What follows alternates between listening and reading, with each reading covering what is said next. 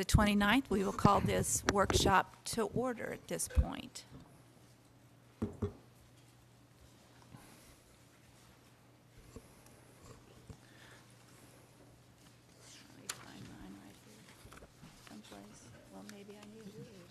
Maybe I gave you the agenda.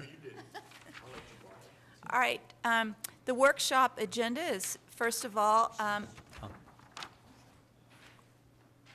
A, introduction and overview of the planning workshop, which I assume you're going to be doing, Daniel. Yes, ma'am. Okay. With that, Mayor, thank you. First of all, I want to thank all of y'all for joining us today for this really important planning workshop. We'll be doing 2 workshops throughout the year.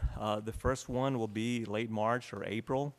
And this is really the ideal time to start discussing, to kind of kick off our budget process for this coming fiscal year.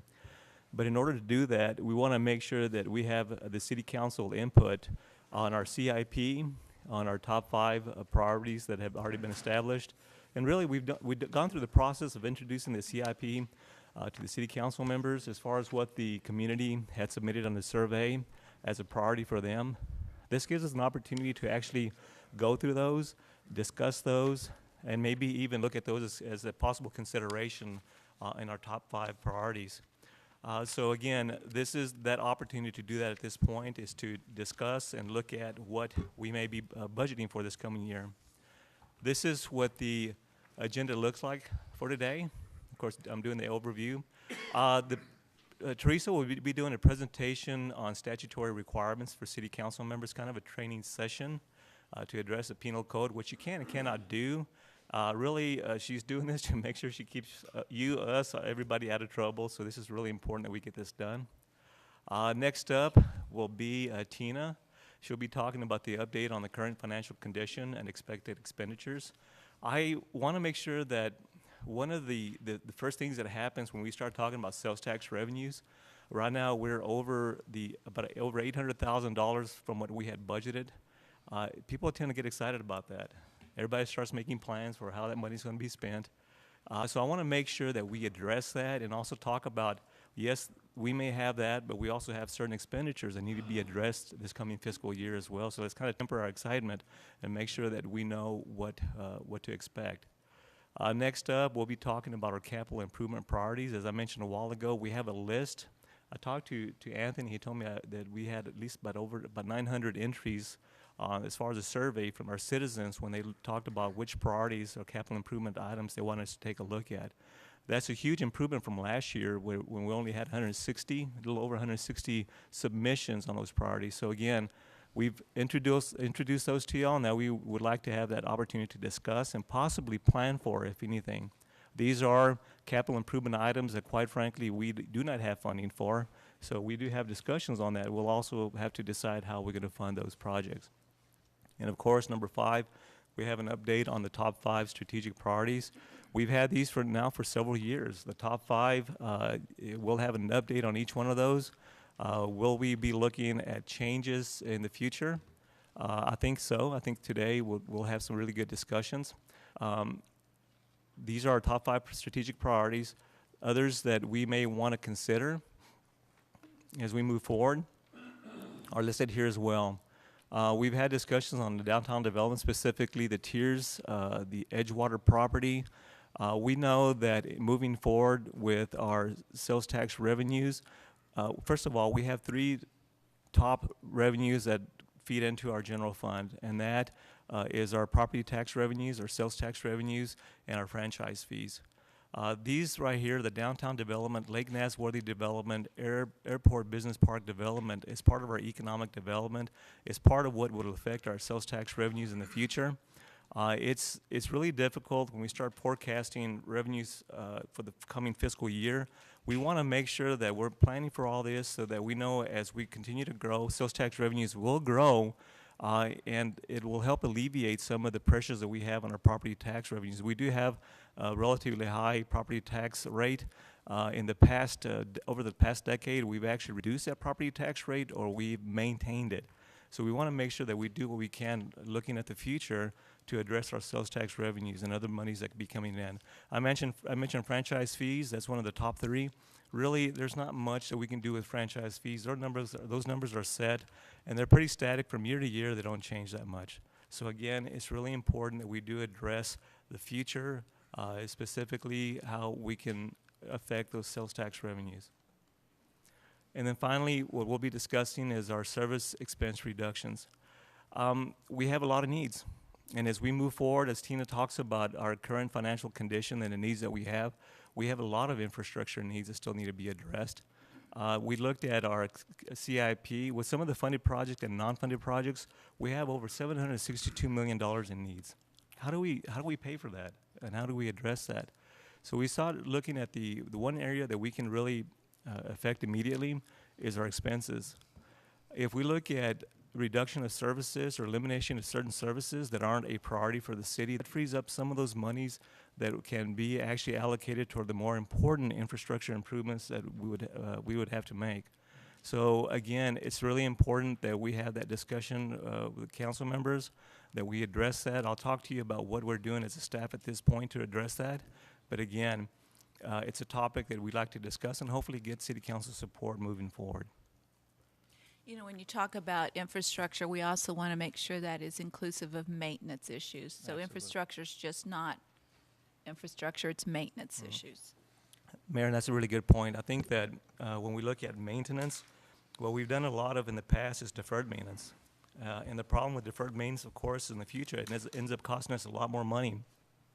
When we look at streets, for example, had we just done our seal coat overlays and protected our streets over the past several years, we wouldn't be having to be doing reconstruction over those streets, which a lot of times the figures are way up there as far as how much more money that costs us, anywhere from 5 to 10 times more than the actual maintenance part of it. So yes, Mayor, that's really important that we address maintenance there as well. With all of that, that's kind of my quick overview of what to expect today. With that said, I'm going to hand this over to Teresa and allow her to get started on her training portion of it. Okay, thank you, Daniel. Today we're going to talk about some provisions in the penal code that deal with issues such as bribery and gifts to public officials.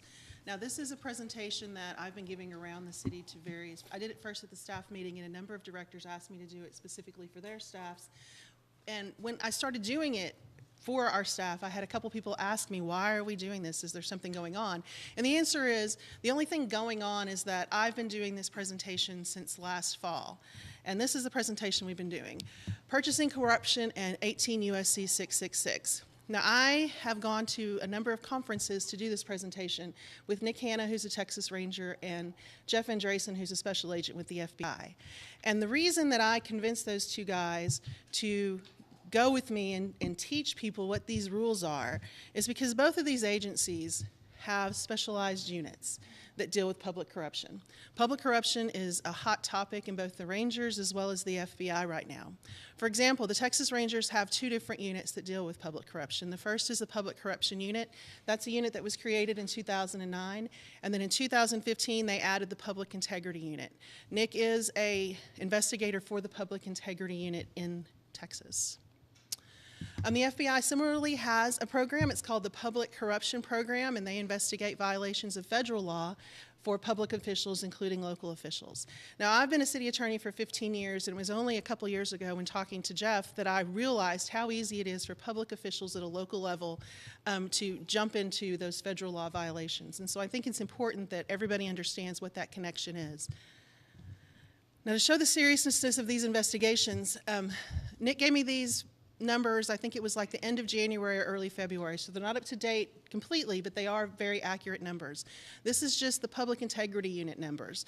So since September 2015, when they were created, which really means starting investigations in January of 2016, the Texas Rangers have done 164 complaints. From those complaints, sent 132 preliminary investigations, which resulted in 32 full investigations and 43 referrals for prosecution. Now, when you look at these numbers, you have to look at them in relationship to the FBI numbers because the two agencies work together on these issues. Now, this is just in the state of Texas. In 2015, there was a report to Congress from the Public Integrity section of the Department of Justice, and that's where these numbers come from. So in the state of Texas, from 2006 to 2015, there were 934 public corruption convictions of public officials in Texas. Now, that is a conviction. The prior numbers included investigations. These are not investigative numbers. These are people who actually pled guilty or were found guilty in a court proceeding. In 2015 alone, which was the last year this report covered, there were 259 local Texas officials charged with public corruption. That year, there were 200 convictions of officials with 135 awaiting trial. Now, I was surprised by some of those numbers when I first started doing this investigation. That was much higher numbers than what I had anticipated. But once you go onto the internet and start doing some research, you figure out this is relatively common in Texas. So what statutes are we interested in when they're talking about these corruption issues? The first one is bribery. Now, bribery to me is one of those gut check statutes that we all should know this is something I shouldn't be doing when this is happening. But the actual offense in Texas is a person intentionally or knowingly offers, confers, or agrees to confer on another, or you solicit, accept, or agree to accept from another any benefit as consideration for a decision, opinion, recommendation, vote, or exercise of discretion. So this doesn't necessarily just have to be a vote on something. It could be any exercise of discretion you have as a public servant that would apply. Now, I highlighted that term, any benefit, because typically we tend to think of bribes, and we see bribes on TV as cash. Now, Jeff will tell you that it's rare that they find a bag of cash as the actual bribe in one of these cases. And in Texas statutes, it doesn't have to be cash. So benefit under the statute means anything reasonably regarded as having financial gain or financial advantage, including a benefit to any other person in whose welfare you have a direct and substantial interest. So in Texas, a person is also considered, and for the statute, a corporation. So for instance, if you are not receiving a benefit, but somebody in your family is receiving a benefit, it could be a violation of the bribery statute. If it's not you receiving the benefit, but it's an organization, a corporation in the state of Texas that the benefit's going to, that can also be considered a bribe. And violations of the bribery statute under Texas statute is a second-degree felony.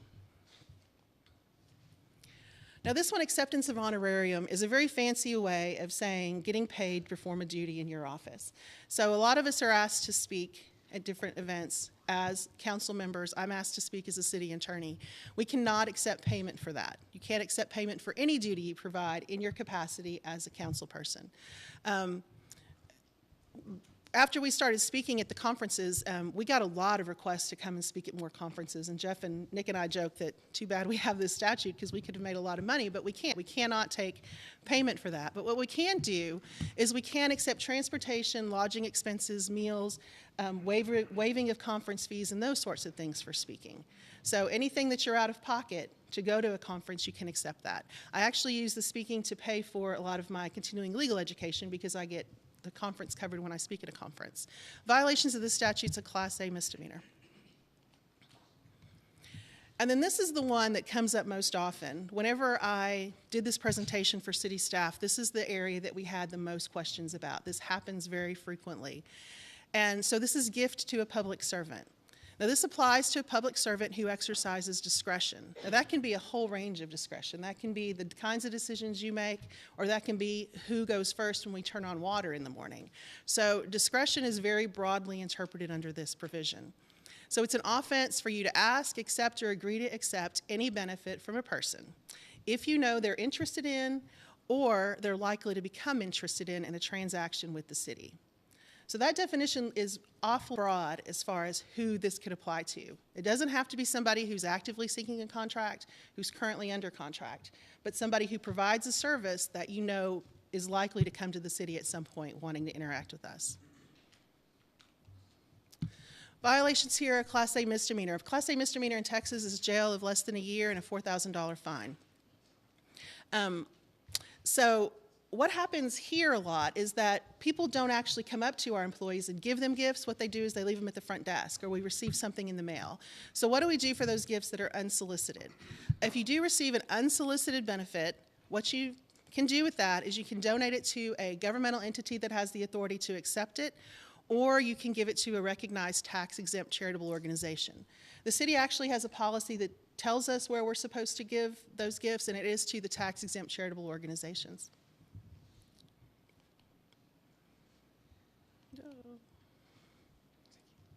Sticking, yeah. Okay, now this particular provision irritates me a little bit. It's offering a gift to a public servant. So not only is it an offense for you to accept a gift, but it also is an offense to offer a gift. But there's a little catch in this, and it's only an offense if the person offering the gift knows the public servant is prohibited by law from accepting it. Now, on one hand, that protects people who are innocently just giving you a gift and they really don't know better. But the other person it protects is the person who knows exactly what they're doing.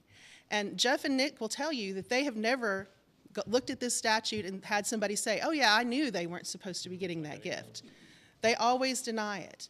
And showing that somebody knew or didn't know something is pretty difficult. I'm actually considering making changes to our contract RFP documents to actually put the specific provisions under the penal code into those documents so that when they're certifying those documents, they're acknowledging they understand these rules. Again, this is a Class A misdemeanor. Now, there are some things that gift to a public servant and offering a gift to a public servant do not apply to.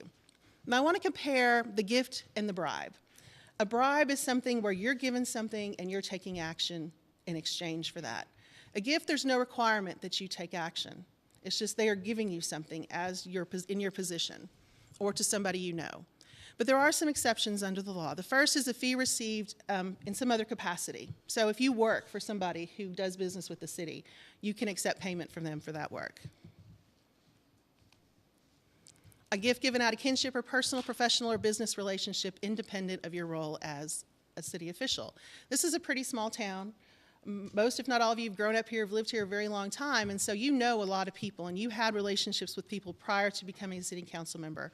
Gifts from those people are not covered under this. They are exempted. However, if it's somebody that was not a friend of yours until you became a council member, then you should probably consider whether or not that's a proper gift. Any benefit in the source of any benefit in excess of $50 used to defray non-reimbursable costs or expenses in the performance of your duties. So what this says is if you out of pocket pay for something and the city won't reimburse you for it, somebody else can reimburse you for that. On all of these, you probably should keep pretty detailed records on what that was and what it was for and who you got the reimbursement from, just in case it comes up. For you, a political contribution is exempt. That is not considered a gift under the statute. An item with a value of less than $50 excluding cash. Cash is never okay. It doesn't matter if it's $10, $50, it's never okay. And it's not just actual bills, it can include things that are the equivalent of cash, such as gift cards, those little gift credit cards, anything like that. You cannot accept those, even if it's less than $50. And then again, the transportation, lodging, and meals provided is exempt. Now, the catch is that those things are exemptions provided that you follow the Texas Local Government Code reporting requirements or any other statutory requirement. So political contributions, for example, those are exempted from this provision if you report them properly. We also have reporting requirements under Texas Local Government Code Chapter 176. And that chapter says this: it requires your disclosure of certain relationships with vendors contracting with or considering a contract with the city. Now, the first one of those is a business relationship with you or a family member that you earn $2,500 or more. For instance, my daughter Anna, she works for somebody who does business with the city. And she's so busy she doesn't work very much, so she hasn't earned anywhere close to $2,500, but this summer she might. And at the point she makes $2,500 or more, I'll have an obligation to report that relationship. Gifts to you or a family member in the aggregate value of $100. Now, if you have somebody who gives your child a $25 Easter egg every Easter, that won't be reportable because it's on a calendar, on a 12-month cycle that we have to report this. But if they're giving your children multiple gifts, when the value of those gifts exceeds $100, at that point you need to report it. Anybody who has a family relationship to you. Now, this is 2 degrees, marriage or blood. If you know their name and you know their family, you probably should report that relationship. If you have any questions about whether somebody's within 2 degrees, come see us. We have a chart. We'll look it up and let you know. But it is, family relationships do have to be reported. And again, you must report this every 12 months. One of the questions that came to us is, why don't you just give us these forms on January 1st? And the answer to that is that wouldn't necessarily meet the requirement. Because like my daughter Anna, if she doesn't make that $2,500 until July, that's when my 12-month period starts. We're going to start prompting people on January 1st to remind them of this requirement, but it's at the time that you meet this requirement that you have to start reporting, and it's a 12-month period from that date.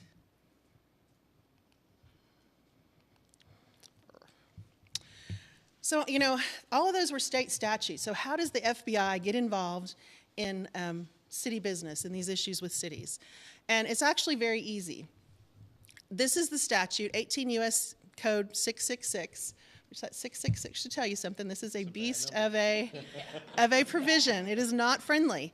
And it applies to an agent of an organization or of a state, local, or Indian tribe or government. We all clearly fall into that agent of a local government.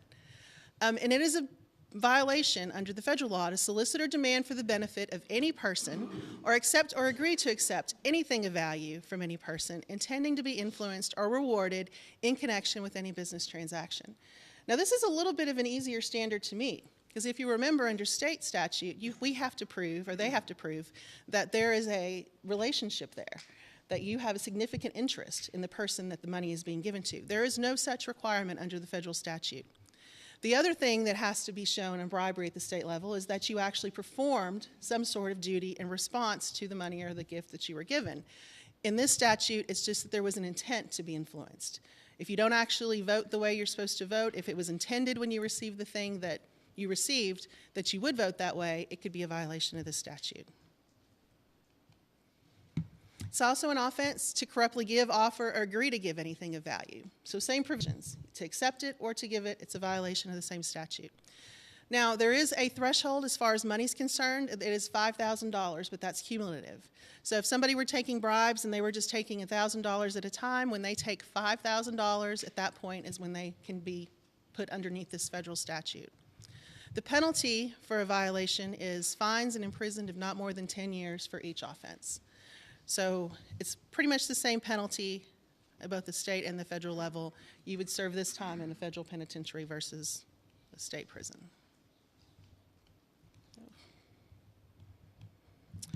So when does this apply to us?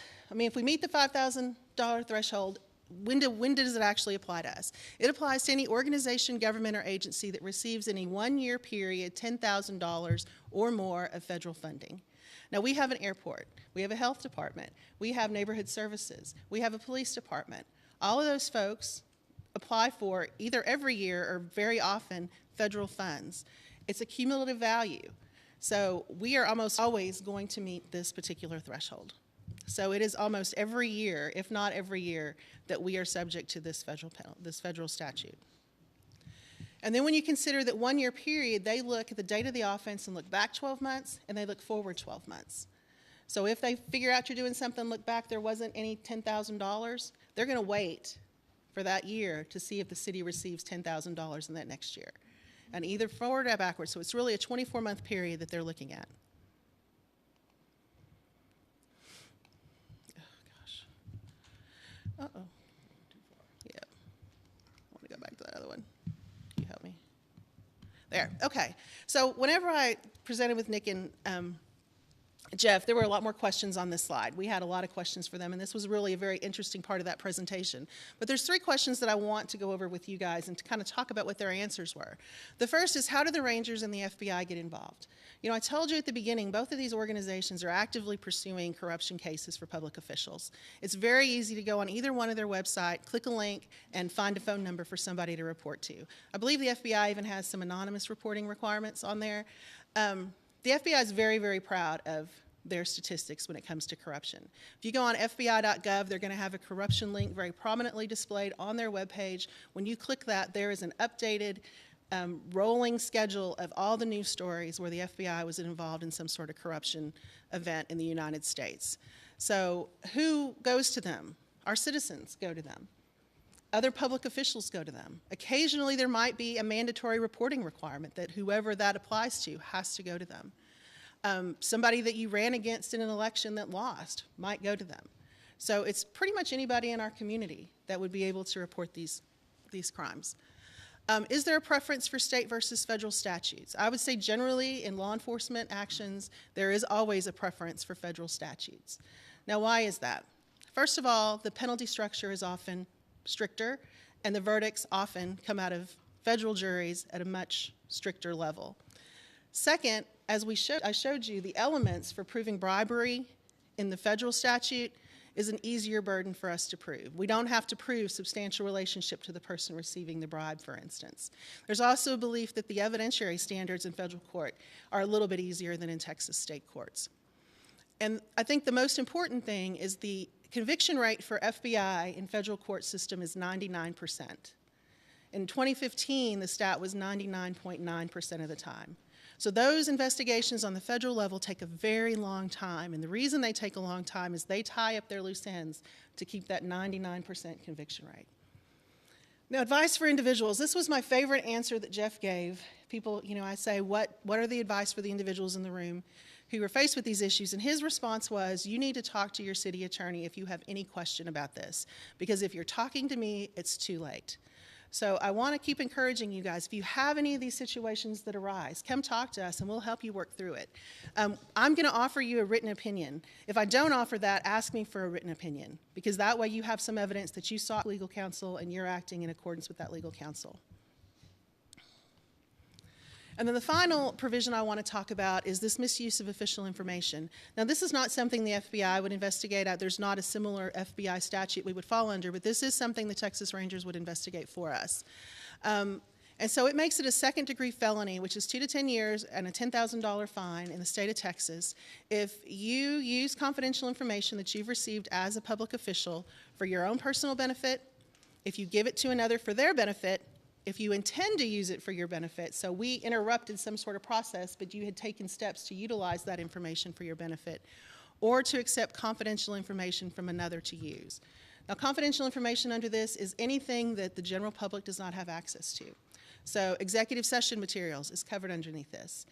Certain drafts of contracts, information that we have related to some building permits that are not finalized and are still in the confidential stage, conversations we have with people that we're not going to disclose. All of that can be considered confidential information. And that applies to all boards and commissions also. It does, and I'm doing the same presentation with a number of our boards and commissions as well. It applies to anybody who receives confidential information. Because too much comes out of an executive board meeting when it shouldn't be coming out of an executive board meeting. Right, and if it's used for a personal benefit, financial benefit, then that is a violation of this provision. All right, so I think that's the last slide. I know that was really fast. The presentation I did with Jeff and Nick, we usually took 1.5 hours to 2 hours, and the one with staff was probably 30 to 45 minutes. We went through that really quickly, but if you have any questions about any of that come up, please come see me, send me an email. You have my cell number, give us a call, because we want to make sure everybody understands these requirements. Okay. Thank you. Thank you, Teresa.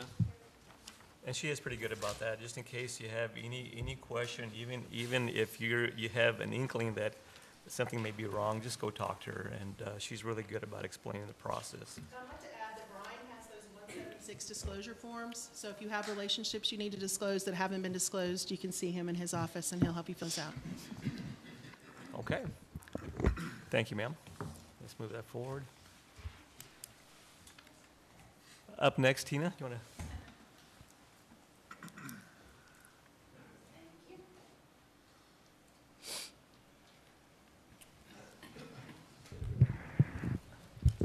Okay, now for our financial update, we're going to start out with where we are with sales tax revenue, which we inform you of this every month, but just a refresher on where we are. We have been trending upward for the last 10 months in a row, which is a good thing. We're over budget currently for our revenue at about $823,000 year to date. And if we projected flat, the last 6 months of the year being exactly what they were last year, then we would still be up about $776,000 for the year. So we wanted to make you aware of some additional known requests or needs that we've already heard from departments. This is before we've even requested from departments any additional needs that they're aware of that they will need, next year. So first we have police with an additional 5 police officers at a cost of about $335,000. We have a request for pay plan adjustments, at a cost of about $485,000. And then we have the second year of the ambulance, that 6th frontline ambulance that council authorized last year. The second year will be an increase of about $255,000 for the next fiscal year. Texas Paint Sports Complex, when we first created the funding for the sports complex, we're allowed to use Type B sales tax money to help with startup costs and things like that for capital needs at the sports complex. But once it's up and running, we're no longer allowed to use that money for maintenance. So this will be the last year that we're able to fund the portion that has been previously funded by Type B sales tax. And so we'll have to find that somewhere else, and most likely that's going to be the general fund.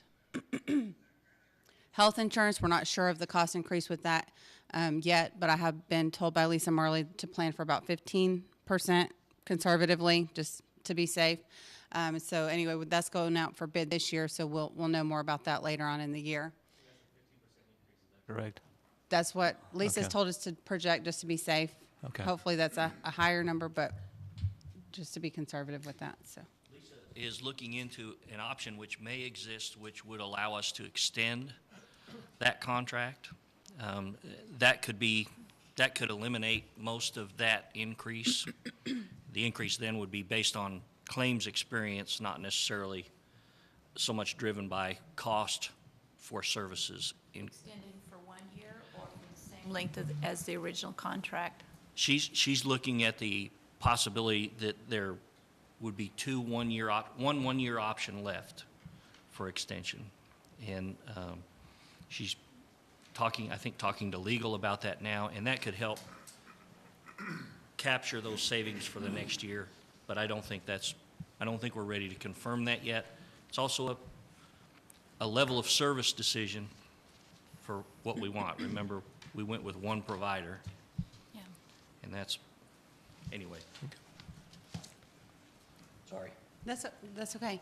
And finally, we, of course, always have capital and equipment replacement needs. We've met with operations and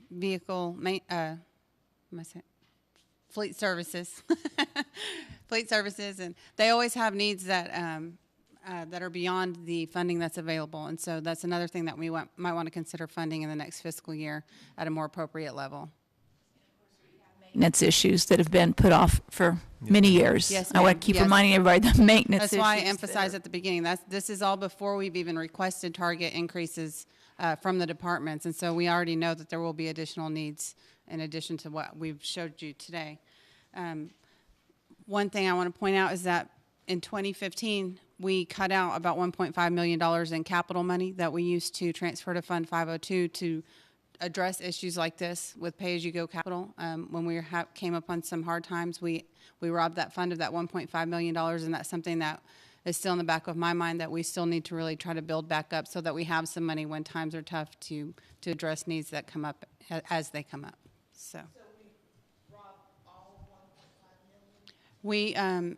Prior to that, we transferred $1.75 million into that fund from the general fund to address capital pay-as-you-go. And we left $250,000 is all we now budget per year, and that is only to build up money to buy fire trucks as they come, as the fire department needs them.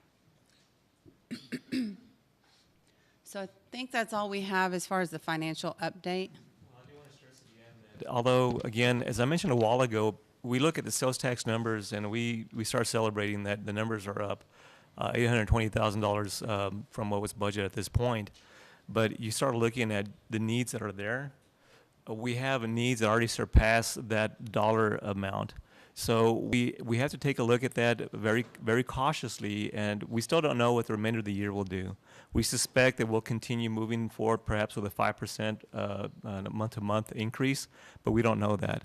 So on our end, we want to make sure that we're conservative in our approach, and we look at it and say, it's nice to have that, but we've pretty much already accounted for that, for our needs for this coming fiscal year. So we have to be really careful with that. Well, in addition to that, remember, we've had double-digit increases starting with the beginning of this year. And to have increases on top of those for the balance of the 6 months, which would be the 2018-2019 budget session, probably won't happen. Because if you look at last month, if you had a 14% increase, the previous month over 20%, you probably aren't going to have another 14% and another 20% on top of those large percentages.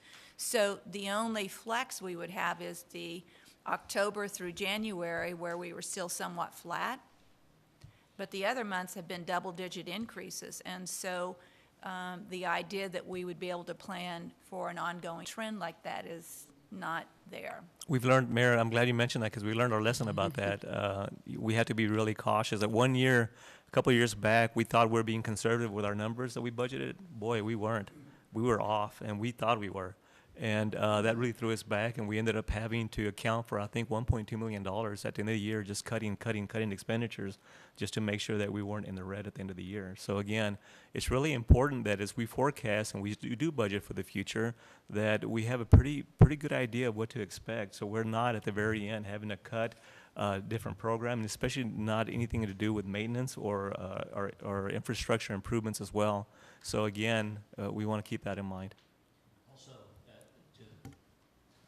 Add to that, to connect that dot with the dot Tina mentioned earlier, that when you have that pay-as-you-go capital built into your budget, when sales tax takes a dip, you can suspend that capital and absorb that without dramatically affecting the services you provide to citizens, without having to lay people off, without having to freeze jobs. And so building that capital back in and combined with the conservative budgeting, builds some stability into your services as you ride out the waves, the financial waves. Okay. Tina, I think that's it. You're on to the next one, right? Oh. Yes. Yeah. Before we go on, so the additional requests that you had just gone over with us, are those all the additional requests that we anticipate at this point? Every year as we go through the budget cycle, when we request expenditure budgets from the departments, we ask them to submit target increase requests, and there's a form that they fill out. And so if they have any additional needs that they know that they will need to fund in the next fiscal year, that's the time when they would submit those. We collect all of those, and we meet with the city manager's office and go over those with the departments and determine whether they're, necessary in the next fiscal year, and that's how we present the needs finally to the city council. After we've met with city manager, we compile the needs, and you'll be seeing those later on. So no, they're probably not all of the needs that we'll have. And when do you start that process? We start the budget process in April with revenue budgets, expense budgets in May. We try to meet with city manager's office to go over everything in June. Okay, thank you. Billy, what this? Asked for that information yet. Right. They're just trying to stay in touch with the needs, and they're seeing these big things, so they're informing you now that they see some big things on the horizon that they anticipate. They haven't even asked departments yet to submit. So there's usually $2 to $3 million in submissions that come in. Billy, this is why this process is really important, is to get the city council's input right before we kick off that budget process, to know that if we have new priorities, we want to make sure that we're planning for that, aside from what the staff is submitting. And by the way, any of those increases that they're submitting has to be justified. And boy, they really have to explain why that's a necessity. And we take a very close look at that to determine if in fact it is or not. Because again, we do want to always take a very conservative look at our budget when we look forward as well. Okay, thanks.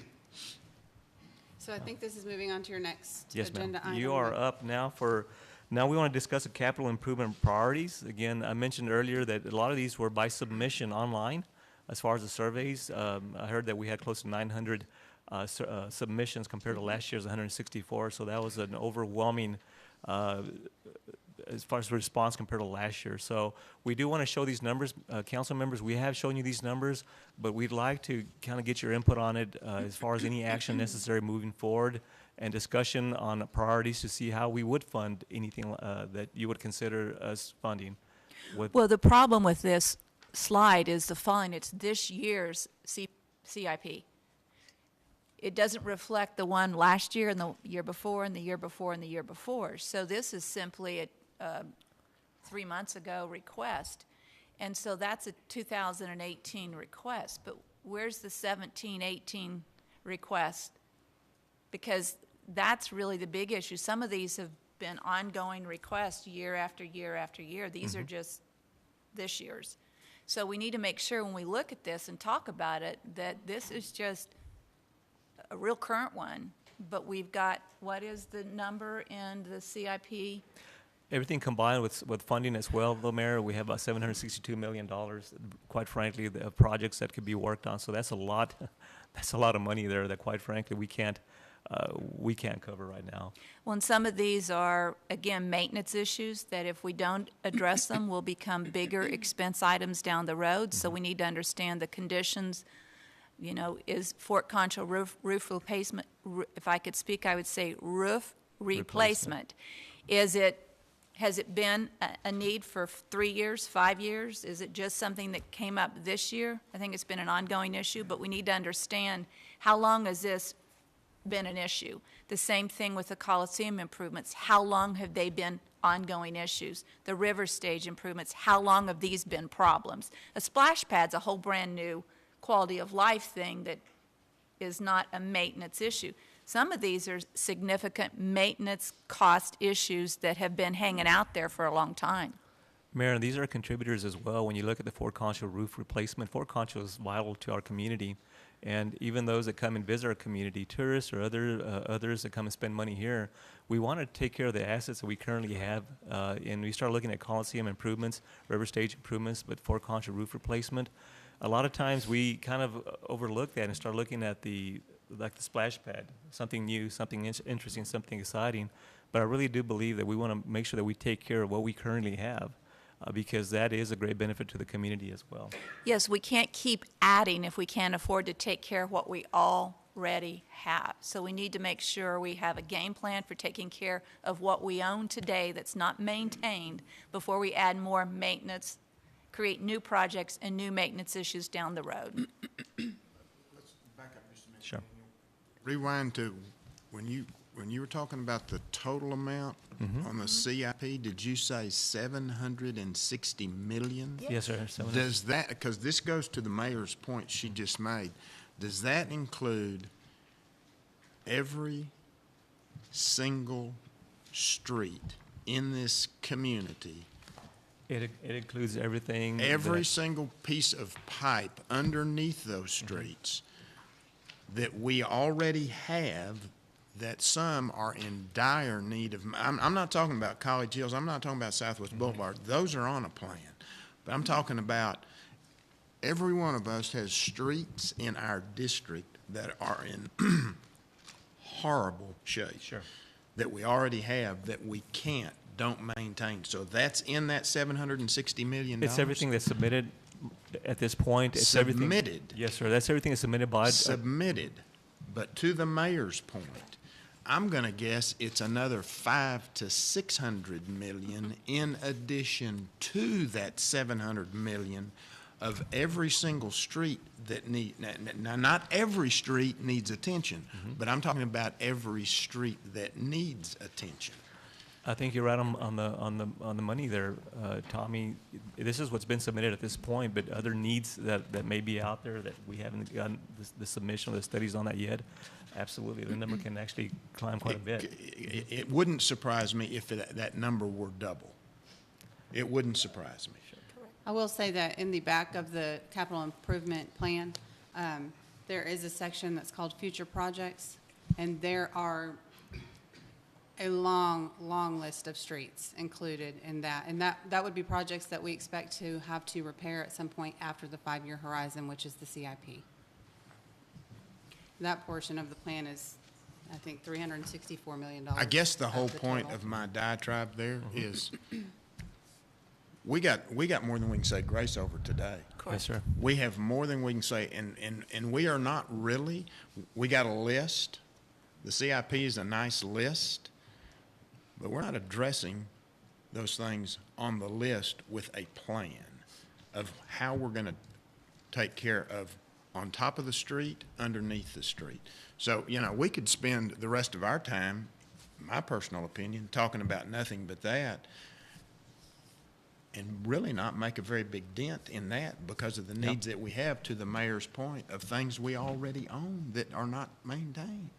So, Yes, sir. We were talking about the plans. Some of these do actually have plans going with them. Like you can talk about the Fort Concho, there's the state office complex fund. So we have put into place a plan of how that's, we're going to fund that. So some of them do have potential plans that are working. Plans, but there's dollars that have to be attached to But the they have dollars plans. coming with them, those, like yes, the I state know. office complex. They So still all add up. I agree, but just so you know, some of these do have some solutions that are working along with them. They're not just open-ended, general fund has to do it. The And streets this- are open-ended. The streets are open. How about water treatment plants? And this goes to the mayor's point earlier, as far as the maintenance, and deferred maintenance gets us where we are. You know, that's the issue, is we're trying to tackle as much as we possibly can, and we've been doing it for several years now. But again, anytime you defer maintenance on any facility that the city owns, we end up having to pay a lot more in the future. And that's kind of the situation that we're in at this point, is we want to make sure that we do it responsibly. We sure can't address everything at once. It'd be a very long-term plan to address funding for all of this. But at the very least, we want to make sure that we're pointing out where we are. City council members are very well aware, and that we do continue with an aggressive infrastructure improvement program. As I mentioned, when I first got here, we had $640,000 to do streets on a yearly basis. That's a drop in the bucket. That is not going to do anything for us. So I was thinking that same thing. That's one of the first things we talked about when Daniel came to work, was this wide range of needs we had. And we talked about focus was necessary, and that's somewhat what I hear you two saying, is that we're going to need to focus. absolutely. Well, if you go back to and talk about what municipalities' priorities are, and certainly infrastructure is one of the number one things that a municipality is supposed to take care of, infrastructure. And so with that, we've got to make sure that we prioritize what municipalities are supposed to do, take care of infrastructure as a first priority. And the other issues are those things that drive our economy and bring tax dollars into the city coffers. So when you take a look at that, the decisions that we make need to be decisions that when we invest the money, the return on that money is greater than the cost of the investment, so that we get back more than we put out. And because we have to continue to press the button on economic development, whether it's through tourism, whether it is through new businesses, whether it is through more industrial complexes, which bring higher property taxes, we must build the tax base. It's got to be a top priority. Absolutely. Tina, now that you've gone through the quality of life projects, and then there's more to come, I'm telling you right now, I'll let her continue then, so we'll go on to the next pie. Transportation projects, this would include your streets projects. Let's see. Some of these are already in progress. The reconstruction of College Hills from Loop 306 to Avenue N was the highest ranking amongst citizens. That one, I believe, already has plans to implement. Russell, correct me if I'm wrong, I think it's starting in year 5 of our rolling debt plan. Okay, they're working on the plans for that one right now. Second up was the reconstruction of North Chadbourne from Loop 306 to Washington. I know that they're working on some plans for that one as well. And then third on the list was the drainage at Foster Road. And these truly, we can call them transportation projects, but they're quality of life projects too, because for these people who fear flooding, when we need rain, and they fear getting rain because of the flood issues, so in their minds, these issues are quality of life issues. And we do have an item on the agenda. Of course, Harry's pretty relieved, I'm sure, because he's been working pretty hard on this, and that's the Avenue P on Tuesday's city council meeting to get the designs done. But again, I agree, Mayor. I know that Harry, you probably, when it was raining the other day, I just kind of shudder to think of those individuals there in that area too. So, inch plus that we got impacted those citizens on that particular street in that area. So, of course, we're working on the number one drainage issue in the city. Also, is on Bell Street, which is right there with Lucy in my district. And so, both of those, along with Foster Road and over in College Hills, there are drainage issues, as Tommy said, in everybody's district. And we've really got to figure out a way that we can address those and keep them from happening in the future. When we approve plans for development of neighborhoods and businesses, and we've got to make sure that they're taking care of those drainage situations then, so it doesn't impact us in the future. basically the city does end up having to pay for those.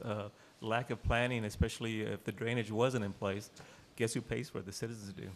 So we don't want to be doing that any longer. I do want to mention as well, as far as investment in our community, when we start looking at our streets, and we start recruiting industry or companies to come to San Angelo, it's really difficult to get them to invest in our community when we can't even invest in our own community. When our streets look terrible, they're shot, and those businesses come through, they're going to drive through. And if they see that, in fact, the city doesn't care enough to plan for their streets, why should they come and invest here locally?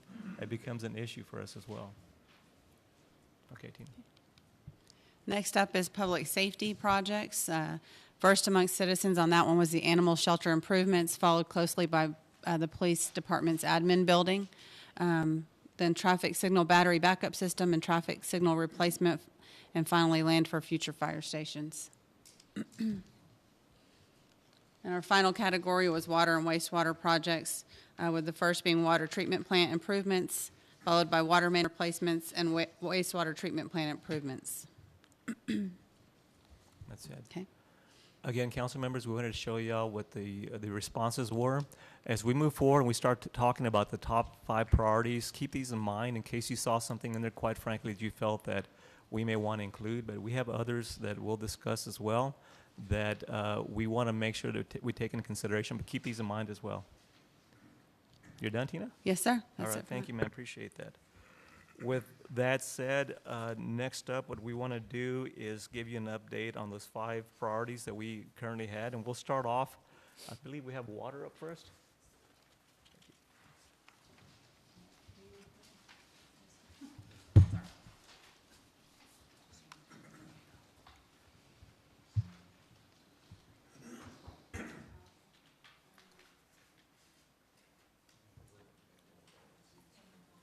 It's up to you. That's fine. You're going to sit over here. You're good. So I just want to provide y'all with an update on water supply and infrastructure. A lot of things we talked about at the last council meeting that are some big ticket items. One of the projects that we are currently working on is a water supply engineering feasibility study. This was a contract y'all approved back in August of last year. It's an 18-month study, so we're 7 months into the project. We anticipate bringing an update to the Water Advisory Board in May regarding this project, and depending on their guidance or recommendations, we'll probably be bringing something to y'all shortly after that. But we are working through that project. Another one that y'all approved last council meeting was the start of the next phase of the Hickory Groundwater Supply Project. Just an update, this brings the ability to pump and treat from 8 million gallons up to 12 million gallons. So we've started that design process, and so we are getting off the ground with that project. And then lastly, we continue our efforts with the West Texas Water Partnership, and this is for a long-term water supply source. The council meeting when we approved the Hickory Groundwater Supply Project feasibility study, I'm shocked that that feasibility study wasn't done at the time when the original 15 wells were done, because we had to have known at that point what the issues were in terms of how much we could pump, how much we could treat. So is this a duplication of what should have been done at the very beginning of this project? You're saying the contract that we approved, is it a duplication? Yeah, because I can't imagine that when we started the Hickory Aquifer project, and we originally started out with X amount of wells, and then we added another 9 wells or 6 wells to it. I can't imagine that we went out there and started drilling wells without knowing that we only had the capacity to do X amount of gallons, 8 versus the 12 that we have a need for, and that we didn't know what those issues were back then. Because how did we go about just doing it without knowing the big picture part of it? So we had a general concept of where these additional wells would be laid out. What this new contract that you approved, it would go into details of it takes it from that 50,000 level view down to how are we going to supply power to this site? How deep is the aquifer at this location? It goes into real specifics on each of these new well locations, and that work was not done previously with the 15 wells. So it's taking the concept view to the more of the details. So it is work that is not being duplicated, I can tell you that. Ooh, sorry. The other side that we have is the water and wastewater infrastructure. I think y'all kind of briefed or been starting the discussions on this. So we are following the street program right now. So we are doing the utilities underneath those streets. For example, Bell Street, y'all just recently approved $7.2 million worth of water replacement with that street and a little over $5 million worth of sewer infrastructure replacement. College Hills, as we said, is in the design process, but there will be major water and wastewater utility infrastructure improvements with that project as well. Back over those numbers on Bell Street, because the question I keep getting from everybody is how could the Bell Street cost $22 million? Because they think of it only as a street reconstruction project. Yes. You need to reemphasize the fact that there's $12 million worth of sewer and water line replacement. So if you take the 12 million, which I think is what you just said, 7 plus 5. Yes, 7.2 and a So little you over take 5. 22 minus 12, you're really at a $10 million street reconstruction, which makes more financial sense to people when they hear that. Yes. But when they hear 22 million, they're like, how could you approve a $22 million street project? It's a $10 million water and sewer line replacement project and a $10 million street project. Yes. And we also, at the last council meeting, y'all received an update to the water master plan. And this, I plan on getting y'all a map of the, I think Billy asked for it previously, but a map that showed those lines. I think they were in the purple, pink, and blue hues of the needs that are outside the street program. And so we are developing a plan that will address those needs outside of the street program needs and may drive some of those street designs in that year 5, year 8 categories. The other one is in regards to sewer infrastructure, Lake Nasworthy sewer study that y'all just recently approved. We hitting the ground hard with getting that study approved and When will getting we it going. see that? I think it was a 10 to 12 month project. A lot of that requires flow monitoring, so they will put those out for a period of time. I think it was 2 to 3 months, and then that evaluation of that flows that they see with the lift stations and grinders and all of that, they can use that data for the evaluation. And then the other big sewer project that we have is the Sulfur Draw Sewer Project, and I have that it is 20% complete regarding that project. So those are some of our bigger water and sewer infrastructure projects going on. Date on that, Allison? November 1st, 2019 or 2018? 2018. See the Lake Nasworthy sewer study up there, and that's one of the other considerations that I listed up there as well, because that's something that we're not going to continue to. We won't be able to grow out there any longer. We've had a situation where we had a restaurant that wanted to build out there over a year ago, and they couldn't because the capacity just wasn't there. So again, in order for us to start talking about a Lake Nasworthy master plan and what we can do out there, we need to make sure that we address that. And that does affect our future economic development, our sales tax revenues. Of course, if we start looking at the airport also for a possible business park, that has to be addressed as well. Well, you have two major assets. You have the airport as an incredible asset, and you have Lake Nasworthy, which is an incredible asset. And both of those things are going to be negatively impacted if we don't deal with the Lake Nasworthy issues. And so that's a real high priority in terms of getting that done, because we don't want to negatively impact, and there's already businesses that have been negatively impacted by the sewer system as well as growth. Absolutely. Yes. How optimistic are you about the facility? I guess there is a treatment facility already out near the airport that we say maybe could be refurbished. How optimistic are we that that could come to fruition? I think we would like to keep all of the sewer flowing to our existing plant, because if we have to rebuild or bring that plant up to speed, that is also requires that takes staffing to now man that facility, and so it's one that we would like to see either a gravity trunk main brought out to the lake, depending upon cost, or it might just be a matter of some lift station improvements that can still continue the flow in its same direction.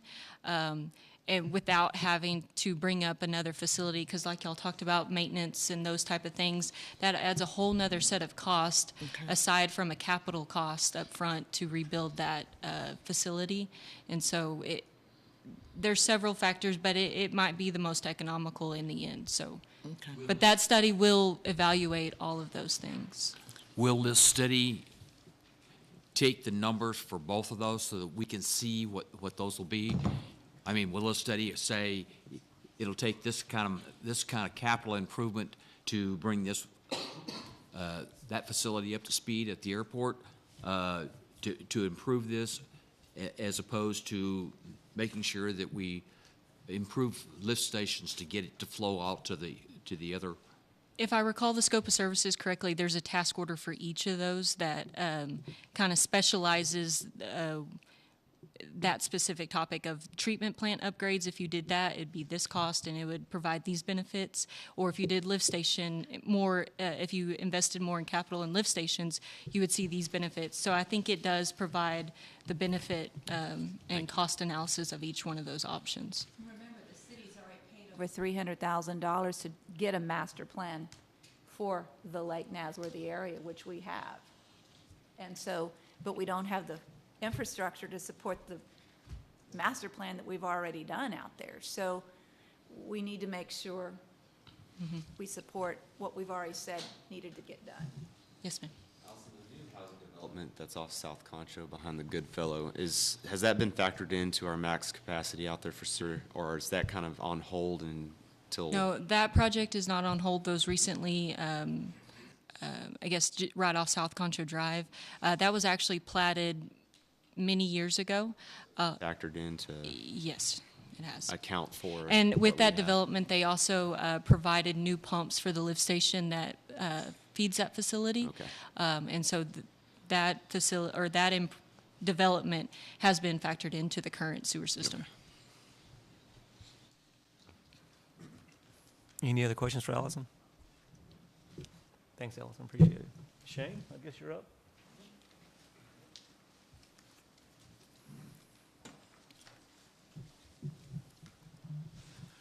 All right, council. With the streets update, we'll start off with the complicated map here for the maintenance side of things for the 2018 seal coat. This is it's a little different this year as to how we're looking at it and approaching it going into the bidding and how we're going to tackle it.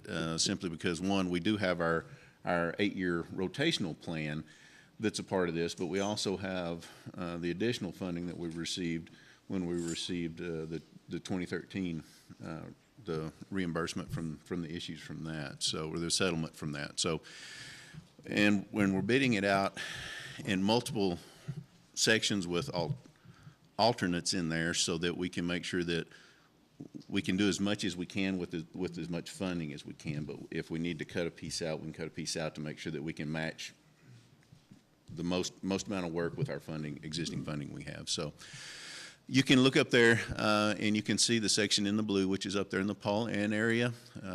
That's the 2018 section. We have another large 2018 section down there,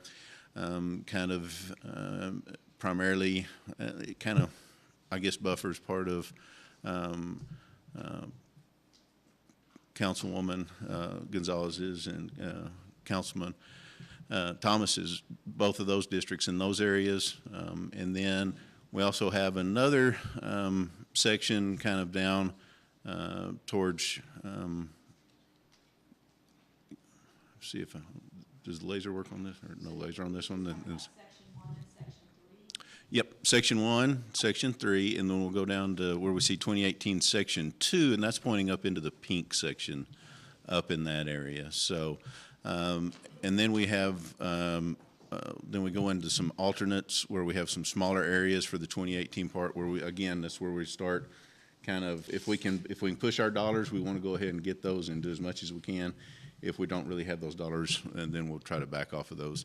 Also, when we start looking at the 2013 alternate section 5, which is down there in the tan, down there in southwest. The laser should work. Okay, down there in the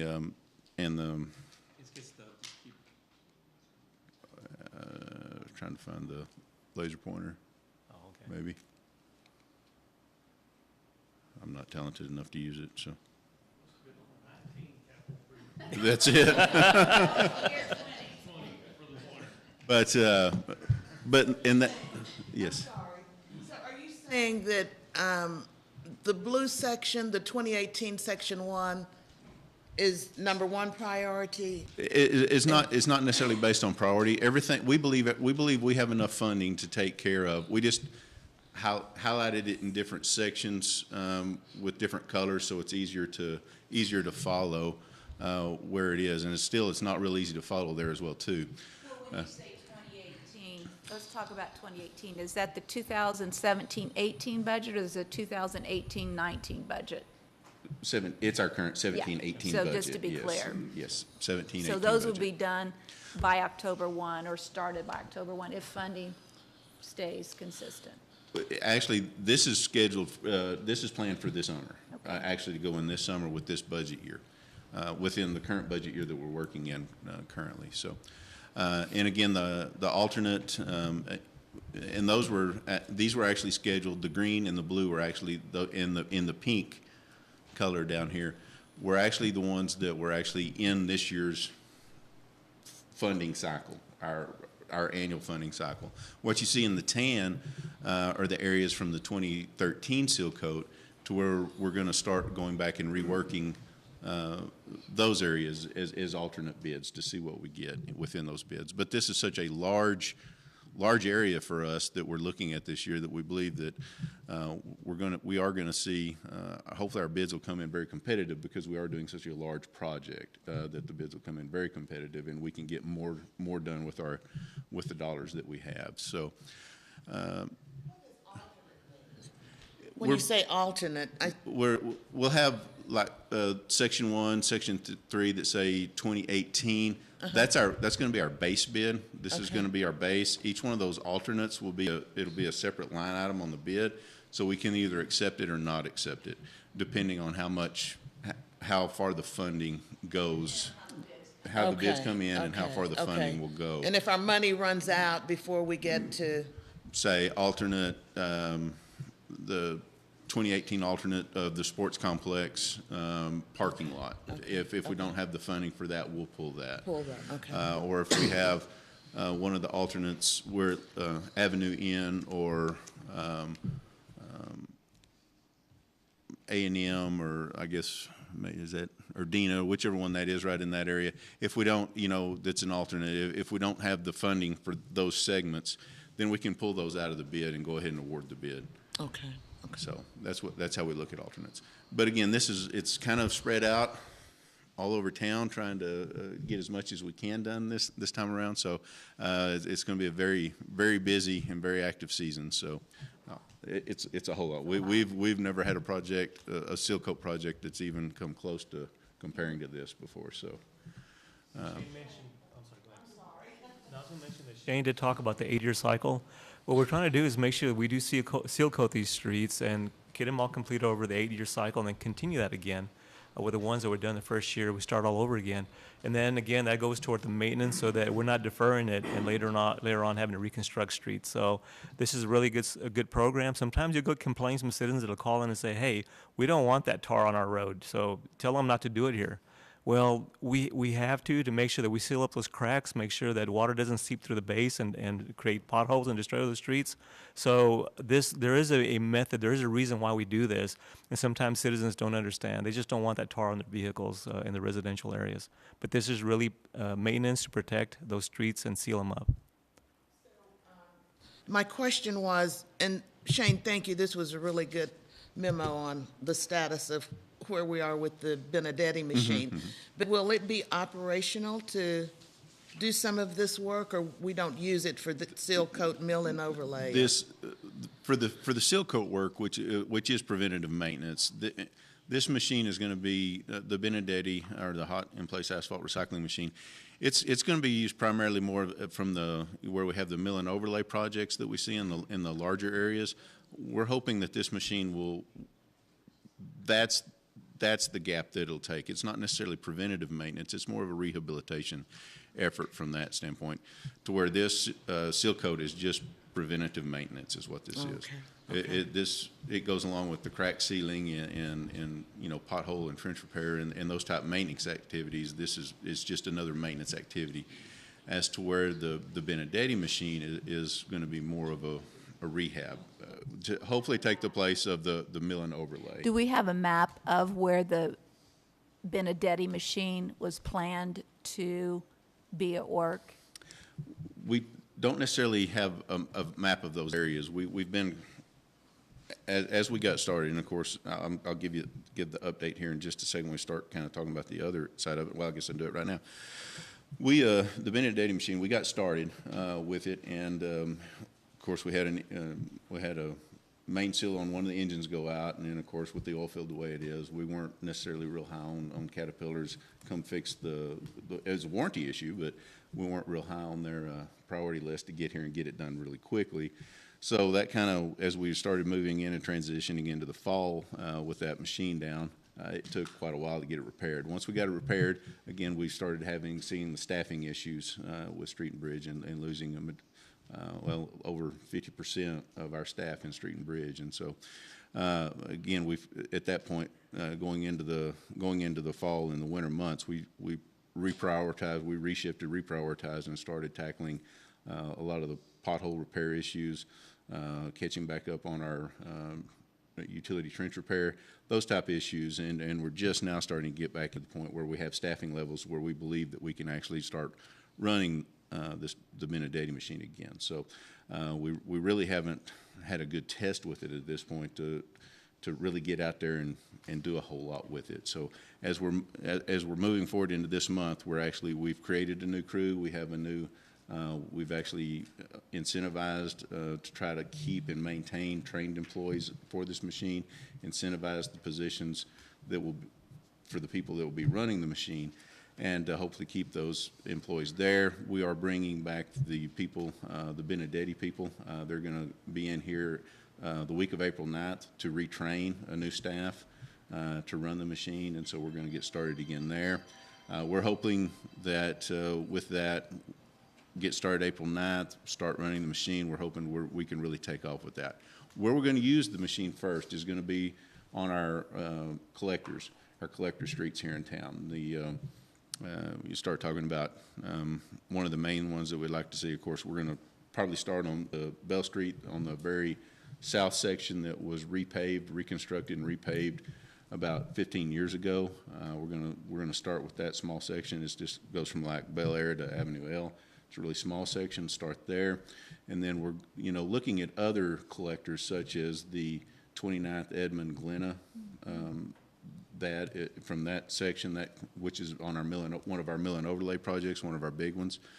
So hopefully we can use that machine in that capacity there, so we can use those funds instead of paying a contractor to come in and do a mill and overlay. We'll use this machine in-house, and then those dollars will be able to be pushed further down the list on the streets that actually need to be reconstructed, a full reconstruction. So.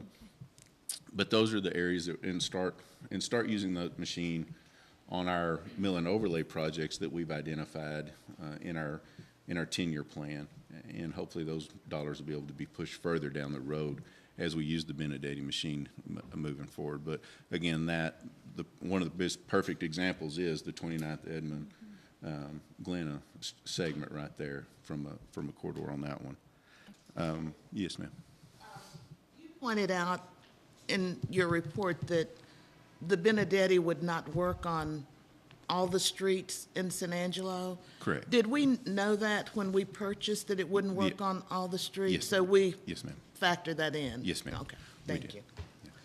And that's why when we start talking about, we had that situation as far as even streets that are in our ATJ that are being proposed with a two-course treatment like we had just recently, it becomes an issue for us because Benedetti does need at least, what is it, 2 inches of asphalt? Yes, at least an 2 inch and a inches. half, and we Yeah. prefer 2 inches. So when you're talking about two-course treatment out there and we accept that, then later on, we won't be able to maintain those streets. If we had to go in there and do that mill and overlay type work, we won't be able to maintain it because we have a two-course treatment that's maybe not even a half an inch thick, you know, and then everything underneath that's going to be base. So it'd be really difficult to use that machine in the future.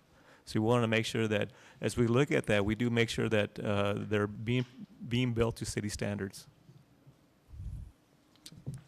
And then, of course, as we're moving forward with those functions also, we do have our 10-year capital improvement plan.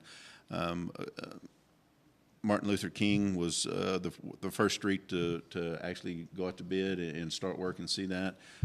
Nearing completion there, the street, the markings, all that's completed at this point. Signage completed. We're just, the contractors are finishing up the sidewalks and cleaning up some of the ADA issues and working through the final stages of that. We're estimating that to be 90 to 95% complete, but it's basically all that's left is sidewalk and some curb repair on that project. So completing that. The next one, yes, ma'am. Keep interrupting you, but I have to tell you, give you the feedback from a lot of people that I talk to that live and travel in that area. They are so excited about Martin Luther King and what was done with it. They never expected that to come to fruition. So they're just real excited. The Blackshear Homecoming will be this year, so they can't wait. The restoration of the Dunbar Library and the reconstruction of MLK. That community is so excited about that. So thank you, thank you, thank you. And to city manager and everybody that funded that and supported and voted for that to happen. So citizens really appreciate it. Lucy and I are looking forward to Bell Street for that same reaction. I just want to say thank you, Billy, for talking about my district. Well, you're welcome, but you didn't speak up and say anything, so I thought I better. Another project that is actually completed now that we've completed is the Southland Project, which was a part of this as well too, in conjunction with the TxDOT work that was done along Sherwood Way. And so that's completed now, and it's opened up that intersection. And I spent some time out there this last week looking at everything now that we've actually taken responsibility of all the traffic signals along Sherwood Way now from TxDOT, and we've got them in our timing core and looking at how all of that's flowing and functioning, and it looks to be everything out there looks to be working well at the intersections and how we're flowing traffic into that commercial area right there with the Sam's and the Walmart and all of the development that's going on right there now. So looking good there, a great improvement from that. As we start moving forward, of course, we do have the South College Hills from Loop 306 to Valley View that it is out. It's been bid out. They've started construction. They've had they've got the underground drains placed in. Of course, it's kind of taking a little slow hiccup right now because of Reese Albert. Their asphalt plant went down, and then when they got it back up, they're out there at the airport. Lou's got them working out at the airport right now and got them tied up. So College Hills is kind of taking a small back seat to that, but it's mostly a mill and overlay project with a little bit of reconstruction in it up there right around the church and IHOP in that area right there. So moving along well with that project. So we're hoping to get that completed in hopefully next few months. That have been addressed in that. Yes, we did put the French drains in across the street, so hopefully that'll help significantly with the drainage in that area. And of course, we have Southwest Boulevard, which is in final stages of design, hoping to go out to bid real soon. That's going to be from Rock Brook all the way out to Twin Mountain, which is going to be another mill and overlay project. Hope to get that out on the bid, get it out on the streets real soon, get that working. Other things that we have working right now that our engineering department is currently working on is, we mentioned that, you saw that up there a while ago, the College Hills. From Avenue N down to the loop, that area right there. Of course, that's going to be another major project. That's going to be a significant one like the Bell Street project is. And so it's going to take quite a while to design, a lot of different components in that. The drainage components are actually going to be more difficult than what we were, from a design standpoint, than what we saw on Bell Street. So, but we have that in the works. We're getting started on that right now. So. And then moving forward, some of the other projects, of course, Chadbourne. That was up there. Of course, we can't do anything from Avenue L out to the loop on that segment of Chadbourne because that still belongs to the state. That still belongs to TxDOT. But from Avenue L all the way back up to 43rd Street is on our priority list, within our funding list. We have through the downtown area worked with. Received a TxDOT grant, working with Rick and some of the other groups, community groups, Tiers, Downtown San Angelo, COSA DC, those groups, funding for that downtown area to really make that a showcase coming into downtown San Angelo. And then, of course, from the loop back up north, we're looking at, there's going to be some extensive water line and underground infrastructure that's going to be needed done from loop up to about 14th or 19th, and then from there it's going to really kind of lighten up and be more of a mill and overlay project from that area. But again, working through those issues now, or working through the design issues now, and hopefully follow up and have that ready to go. Some of those sections ready to go for before too long. The downtown section, of course, I believe Rick and Sandra and some of the others are working on looking at other grant opportunities to help get the funding necessary to do that downtown area. So that area may take a little longer, but the rest of it we're going to go ahead and start pushing forward and get the designs out and get them bid out. So going on from there. And of course, other things that are in design right now, we've started the Sunset Drive. We've started it, rehabilitation effort, or design for it. Looking at, we have, look at some of the other ones here that we've got. We've got a lot of them out there going on right now in the design. Johnson Street, Avenue N to Sherwood Way, for rehab on that one as well too. Looking at that, and then of course Jackson Street, right there from Knickerbocker back to the railroad tracks. That area right there where the new Chick-fil-A went in, and the Taco Bell in that area right there, where we've seen such a heavy increase in traffic right there, and we've actually got some significant road failure coming into that intersection right there. So got the design work going on that as well too. So that kind of takes us through our year 3 funding and into our year 5 planning for funding. And then, of course, we still have the 10-year plan looking further out than that. But that kind of gets us where we are right now today and what we're doing and how we're moving forward with this. The conversation's always been, it's the $80 million 10-year plan. And so the question mark is, at the end of the 10 years, is the $80 million debt paid off at the end of the 10 years? Is that how it's been budgeted?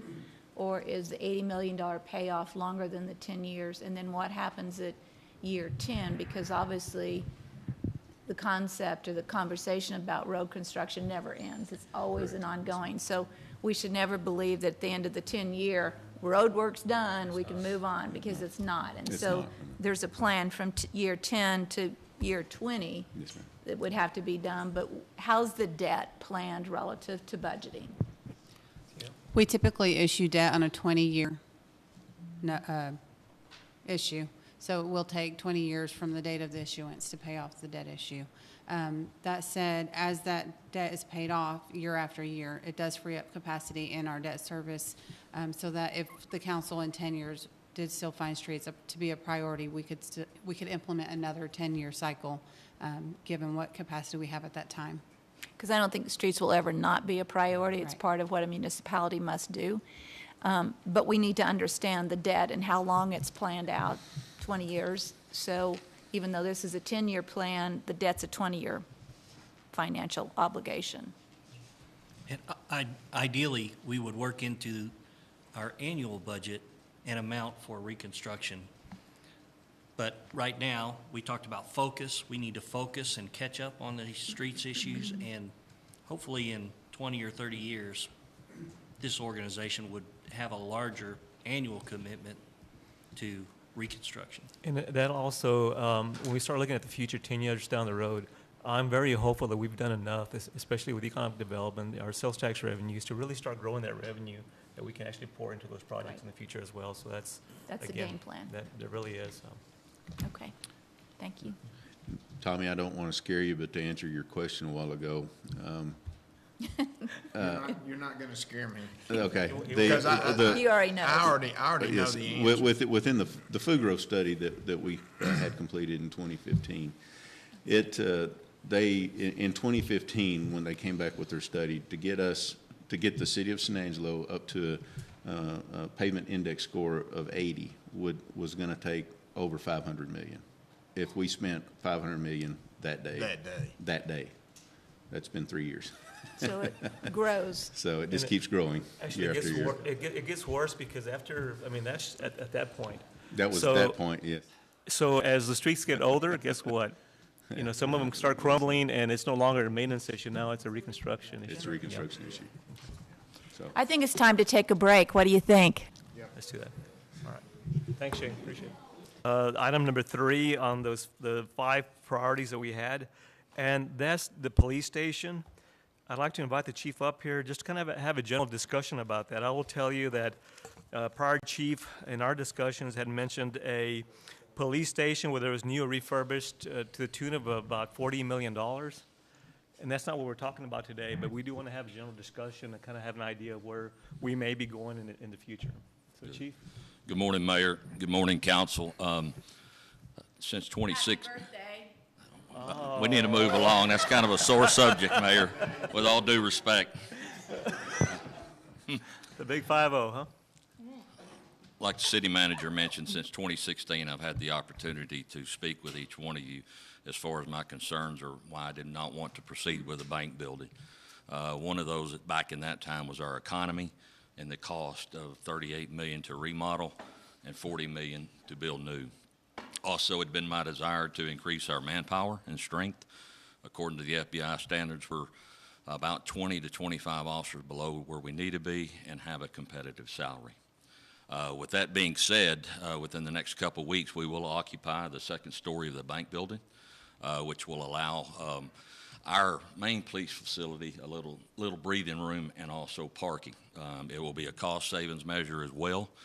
Some of our auxiliary buildings will be able to vacate, one being the building at 505 South Chadbourne, excuse me.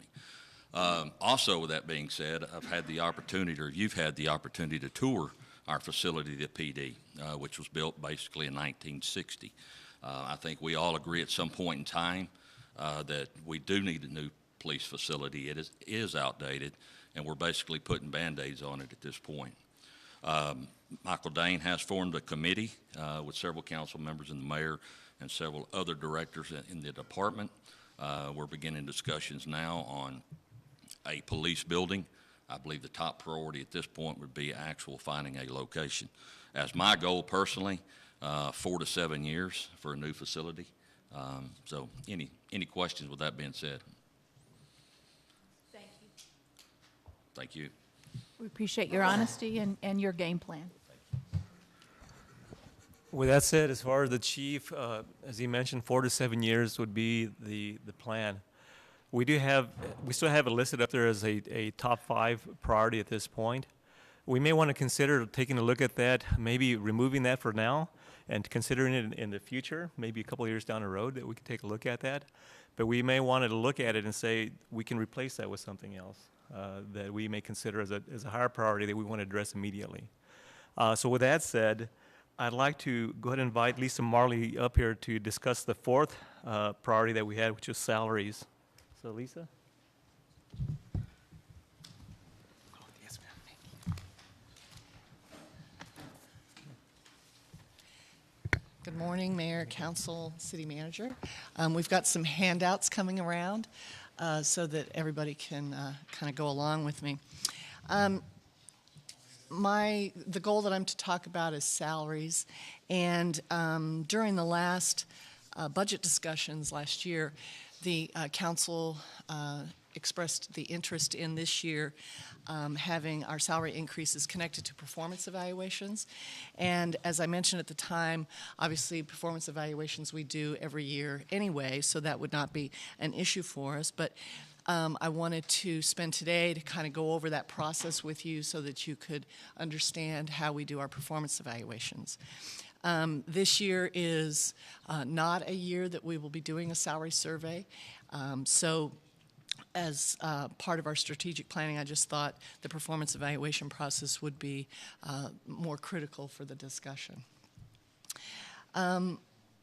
New employees must be on the payroll each year by March 31st in order to be eligible to receive an evaluation. The policy requires that employees have at least 6 months on the job to be evaluated.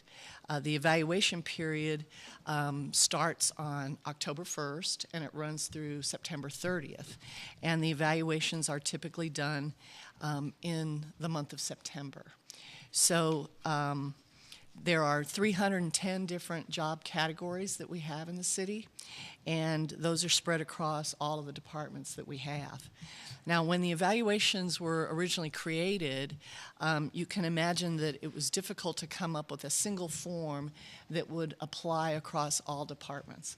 And so our focus was to create employee core values. There are 10 of them, and that is on handout 1 that went around the room. These 10 values we decided were critical and important to the city function, no matter what department you're in and no matter what job you performed. So those core values are consistently reviewed as supervisors go through their evaluation. And there are 3 different categories of evaluations for different groups of employees. The first one is for our general employees. The second one is for our supervisors and professionals. And then the third evaluation is for managerials and executives. Those are your handouts 2, 3, and 4. You'll probably recognize the form. It's very similar to the one that you do on the city manager each year. But the categories of review and the types of things that they're looking for in those jobs is completely different. Jobs are then appropriately matched to the applicable performance evaluation depending on their title and the requirements for their jobs. And I've listed those in the handouts 5, 6, and 7. It gives you the list of which jobs are considered general employees, which ones are supervisors and professionals, and which ones are managerial and executive. Now, supervisors will score each employee using a score of below expectations, meets expectations, or exceeds expectations. Then at the end of each evaluation, there's an overall score that the supervisor would grant to that employee. Typically, a meets expectation receives 1%, some percentage, and then the exceeds receives a different percentage. And then, obviously, if an employee gets a below expectations, they do not receive a pay raise. This, I also want to mention, is only for our non-civil service employees. This does not apply to fire and police. Those civil service employees, although they do get an evaluation, their pay increase is not subject to their performance.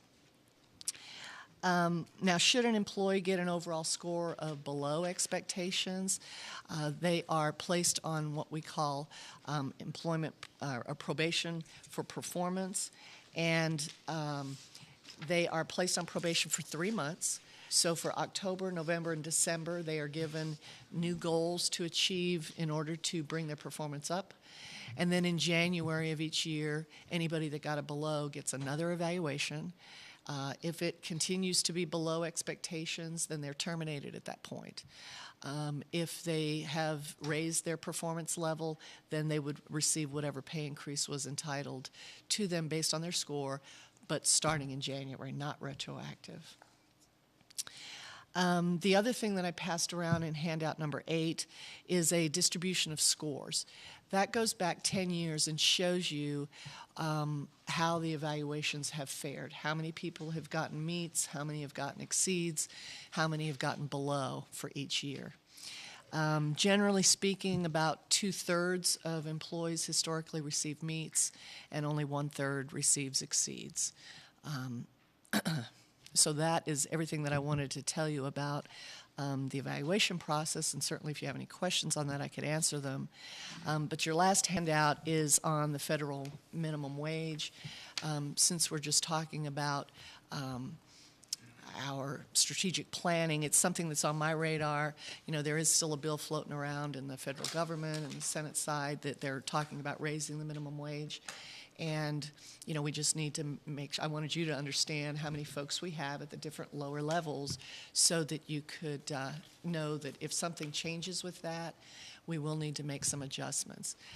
Right now, the federal minimum wage is $7.25 an hour. That is also the minimum wage for our part-time temporary seasonal people. And the ranges for our temporary seasonals go from $7.25 to $9 an hour. For our regular full-time employees, the minimum range is $10.61 an hour. So, you know, if they raise it to $10 an hour, it's not going to have a huge effect. But if they go much over that, we would certainly have to address that. But even that, they would probably do that over a series of years, because Yes. typically when they raise the federal, even Right. if they raise it to 10, that's over a 2 or 3 year period. So it escalates per year, not Correct. dramatically in 1 year. Yes. Yes. Good information. Great. Thank you. Okay. You're welcome. Up next, I want to invite John James up here to give us an update on the development process. So, John, cheers. Thank you. I just wanted to go through real quickly kind of an update on where we are.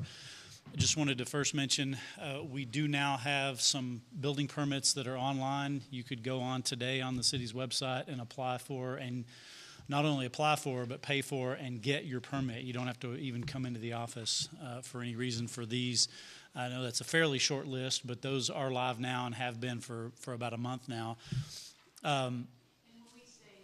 It's because of that software package we bought that we've been working on installing. So this is part of that That's correct. software. So these finally are online. Yes, that list, and I think the next slide after this one, I'll talk about some more that are rolling out, some as early as next week. As I mentioned, we are now able to take electronic payments. Right now, that's just by credit card. Over on the right, the future of the accounts receivable, that is something that the software will do, but we're working with the software company. That's kind of a change that has to apply citywide, not just to our building permit software. But then we do have a lot of builders that are on an account. Basically, they charge it to their account and then pay at the end of the month. Right now, the software is not able to do that, but if they want to pay with a credit card, they can go ahead and do that now. We're also sending out now email notifications of an approved permit. So once your permit's approved, if you have an email registered with us, you get a notification. The same with a completed inspection. They no longer have to wait and call in and say, hey, is my inspection done? They can get an email that has been completed. Does that do it by each by plumbing, by this and that? Yes, it down. once any individual inspection is created. In fact, something I mentioned to you at the last update, all of our building inspectors now have iPhones in the field, and when they complete an inspection, it automatically sends it back. The way it used to work is they would note it all down on paper. When they came back into the office, either right before lunch or at the end of the day, all that would be entered. Now it's just done straight, you know, they put it right into their phone and it gets reported immediately. We are working on scheduling inspections. Right now, you do have to call in to say, hey, you know, my plumbing's ready, I need an inspection. We're working on being able to do that online as well. timeframe, if I call in today and need a plumbing inspection, do I anticipate 2 days or 3 days out, or No, if you 20? call in the morning, you will, 90+% of the time, you'll get inspection that afternoon. If you call in the afternoon, it'll be the following morning. The only times that's not true is if an inspector's log is already full of inspections, which doesn't happen that frequently that we can't squeeze in one or two more. It's kind of a regular thing. But that's the only case where you'd be pushed. If you called this morning, that if you're not this afternoon, you would definitely be first on the line tomorrow morning. We do have some applications that are rolling out. Those three subdivision plats, utility plans, and site plans is actually a big one. That's the first step in the building permit for commercial plans. Those three should all be rolling out on Monday of next week. And then we're looking at June for communication towers, zoning, and river corridor and historic applications being available online as well. I should add that right now we already have all of our applications online. You can download them. Most of them you can fill out online and email in, but you still have to come in to pay and do the other things. What this is doing is allowing all of that to be done electronically. Of course, we'll still be doing it, believe it or not, there are some old-fashioned folks that we work with that they're not going to do this and don't have any intent to. You can still walk in paper application and plans. You'll be able to do that as well. Turns in their plan and it's incorrect, do you right away send it right back, and then they have to correct it and send it back to you? Or how Yes, does in that go? fact, I think that's on this next slide. Some of the things some of the improvements that we've made over the last year or so, that second bullet there is streamlined completeness checks and then better communication of what's missing. And so the very first thing we do is a completeness check, and if we don't have all the information on the application we need, then that is sent back to the applicant along with communication of, okay, here are the things that are missing. That's one of the things we've identified, and we've made improvements on better identification, not just turning it back and saying, hey, you don't have everything we need, but giving them a point-by-point list. Here are the things that are missing and what we would need. And those turnarounds are really quick on the completed. Something I've mentioned in the past, one of the reasons we've implemented this completeness check is in the past, people who had submitted applications that weren't complete were holding up people whose applications were. So now, once your application's complete, you go straight to review. If it's incomplete, you're basically put on hold, so you're not holding up other people while we're waiting on your additional information. One of the things, this designated staff stays with the project from application to occupancy. In the past, one of the things we've done, once plans were reviewed and complete, it was kind of passed on to building permits and inspections, and our development services staff sort of was hands-off at that point. What we've started doing is identifying a staff person that would follow that project all the way through. One of the things we found with the certificate of occupancy is builder or developer will be going along, and we won't hear much from them. They'll get their regular inspections from plumbing, mechanical, electrical. But then all of a sudden, like on a Wednesday, they'll call and say, hey, our grand opening is scheduled for Friday. And we're like, whoa, we never knew that. So we're trying to keep on top of these better and better communicate with them so that we're not surprised by something like that. Because, if they have an issue with the fire marshal or a plumbing issue that they have to resolve, you really can't do that between Wednesday and Friday. And so we want to try to avoid those circumstances where they're saying the city's holding us up from our grand opening. And a lot of times I would argue that that's not our doing, it's their doing and waiting so late to contact us. But in any case, we're trying to head that off so that we have fewer issues like that come up. This is something I've presented to you all the last 2 or 3 years. The highlight there is the average review time. This is for commercial plan reviews. In 2015, we brought that down to 19 days. I think before that it was 25 to 35 days on average for plan reviews. 2016, we dropped that average plan review to 13 days, and then last year in 2017, that average plan review was 9 days. So we've continued to make progress on ensuring that those plan reviews occur on a timely basis. I will say that I'll be surprised if next year's report is this good. I think 9 days, we're getting to the point where that's about as quick a turnaround as we can do. And so I think we've, at least in terms of these commercial plan reviews, I think we've gotten to the point we wanted to get to.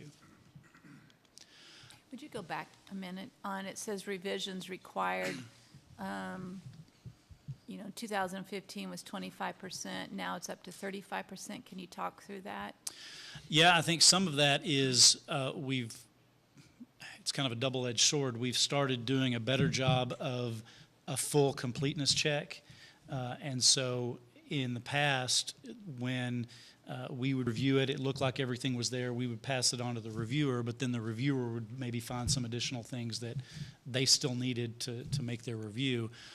And so by doing those more thorough completeness checks, the end result is more of them are getting rejected at the beginning rather than a little bit later in the process. Is that 35% still within the 9 days? Because Well, no. that becomes the issue. So if the first review is 9 days, then there's X amount of revisions required. So 35% of the things are rejected because they need more things. Then what does that add to the time frame? Well, two things with that. One is the 9 days for the completeness review, that's usually a day or two. And so we know real quickly if we've got everything we need, and that gets turned back to them. So it's not taking a 9 days and then another 9 days. The other thing is the way we count those days is when it's in our hands. So once we tell them, hey, we're missing X, Y, or Z, we stop the clock, and basically that's not counting against us if we're waiting on them, because sometimes they'll provide what we're missing the next day. We had one case where they were waiting on a FEMA determination on a floodplain issue. It took them 5 months. That's not their fault, it's not our fault, but again, we don't think it's a fair comparison if we included that 5-month wait time in our review time. So we only count the days that we have it actively under review. Okay. And so when you say revisions required 35%,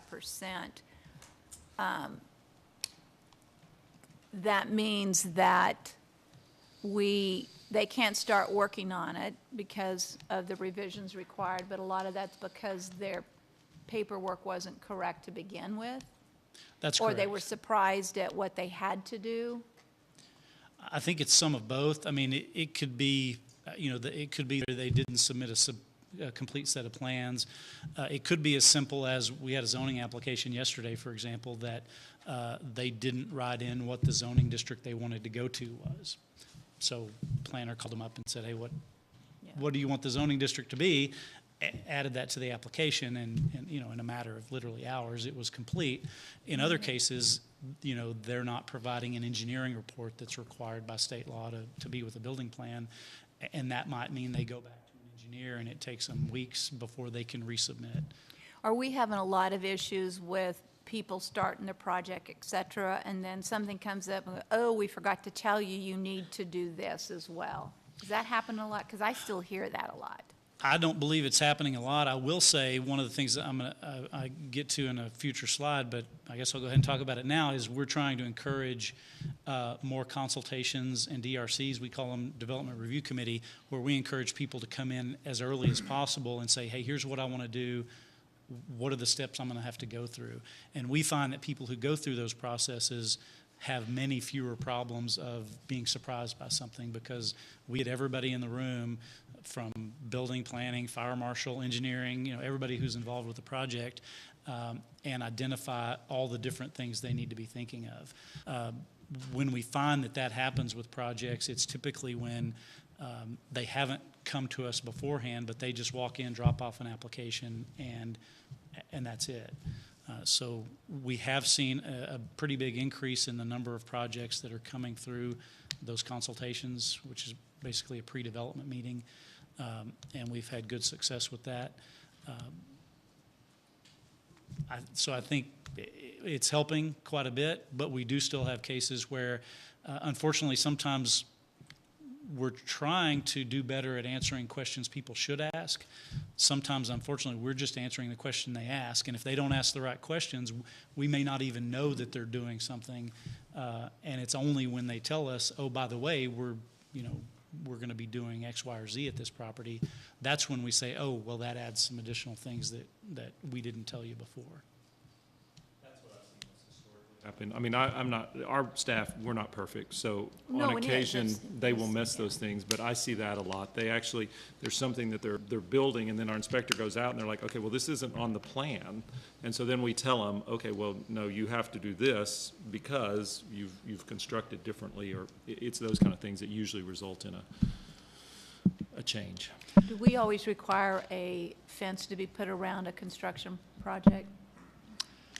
I actually don't know the answer to that. I don't think we always do, but I think in certain circumstances, fencing is required. A lot of times, they'll just do it for their own, either safety or security. They, things There's tend to not a walk off. requirement. There are some, if it's, for instance, you may see in the downtown area where there's a public right-of-way next to it, and it's a multi-story building, and things could fall onto where people, so there are requirements depending on the scenario. But like building a single-family home, they don't have to It doesn't fence have to around be a fenced. site like that. So Like it's just building a pad site, one would require the fencing. It, not typically like just a new restaurant going in. They wouldn't be required to fence the perimeter, no. unless there's some unique circumstance of the pad is so close to it, I don't know, we'd have to look at, but most likely no. Rough inspection, and one inspector comes out and says you need to do A, B, and C, and then I do A, B, and C, and I call in for another check. A different inspector comes out because the first one might be tied up. A, B, and C are good, but D and E need to be completed now. What is the occurrence that we're running to with I think the that's something consistency? we identified probably a couple of years ago, and I think the incidence of that is down. One of the things we did was we have a staff person in building inspections that one of her primary jobs is to coordinate the consistency of inspections, and so she'll ride around with the different inspectors and see how they do different types of inspections to try to get that level of consistency where if Inspector A is inspecting or Inspector B, you're getting told the same thing. So I think we've made significant improvement. Okay. Honestly, I don't know how often something like that happens. My sense is that that's down significantly from what it maybe was. Yeah, and Because I've experienced it just very recent.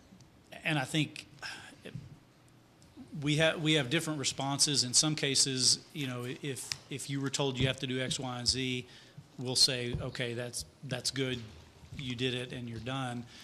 In some cases, our inspectors will just miss something, and if we consider it a critical health safety issue, we're not going to just let it slide. I mean, if it's an ordinance requirement, it's unfortunate if we missed it, but it's still something that has to be done. Now, I will say, in some circumstances I've dealt with, it's because of what they changed. Well, if you changed X, Y, and Z, that prompted, well, that moved this too close to something else, and so this outlet had to be moved too, and it was never identified, but only because originally it was okay, but when they changed this thing, it necessitated a change to that other thing. So that sometimes happens too.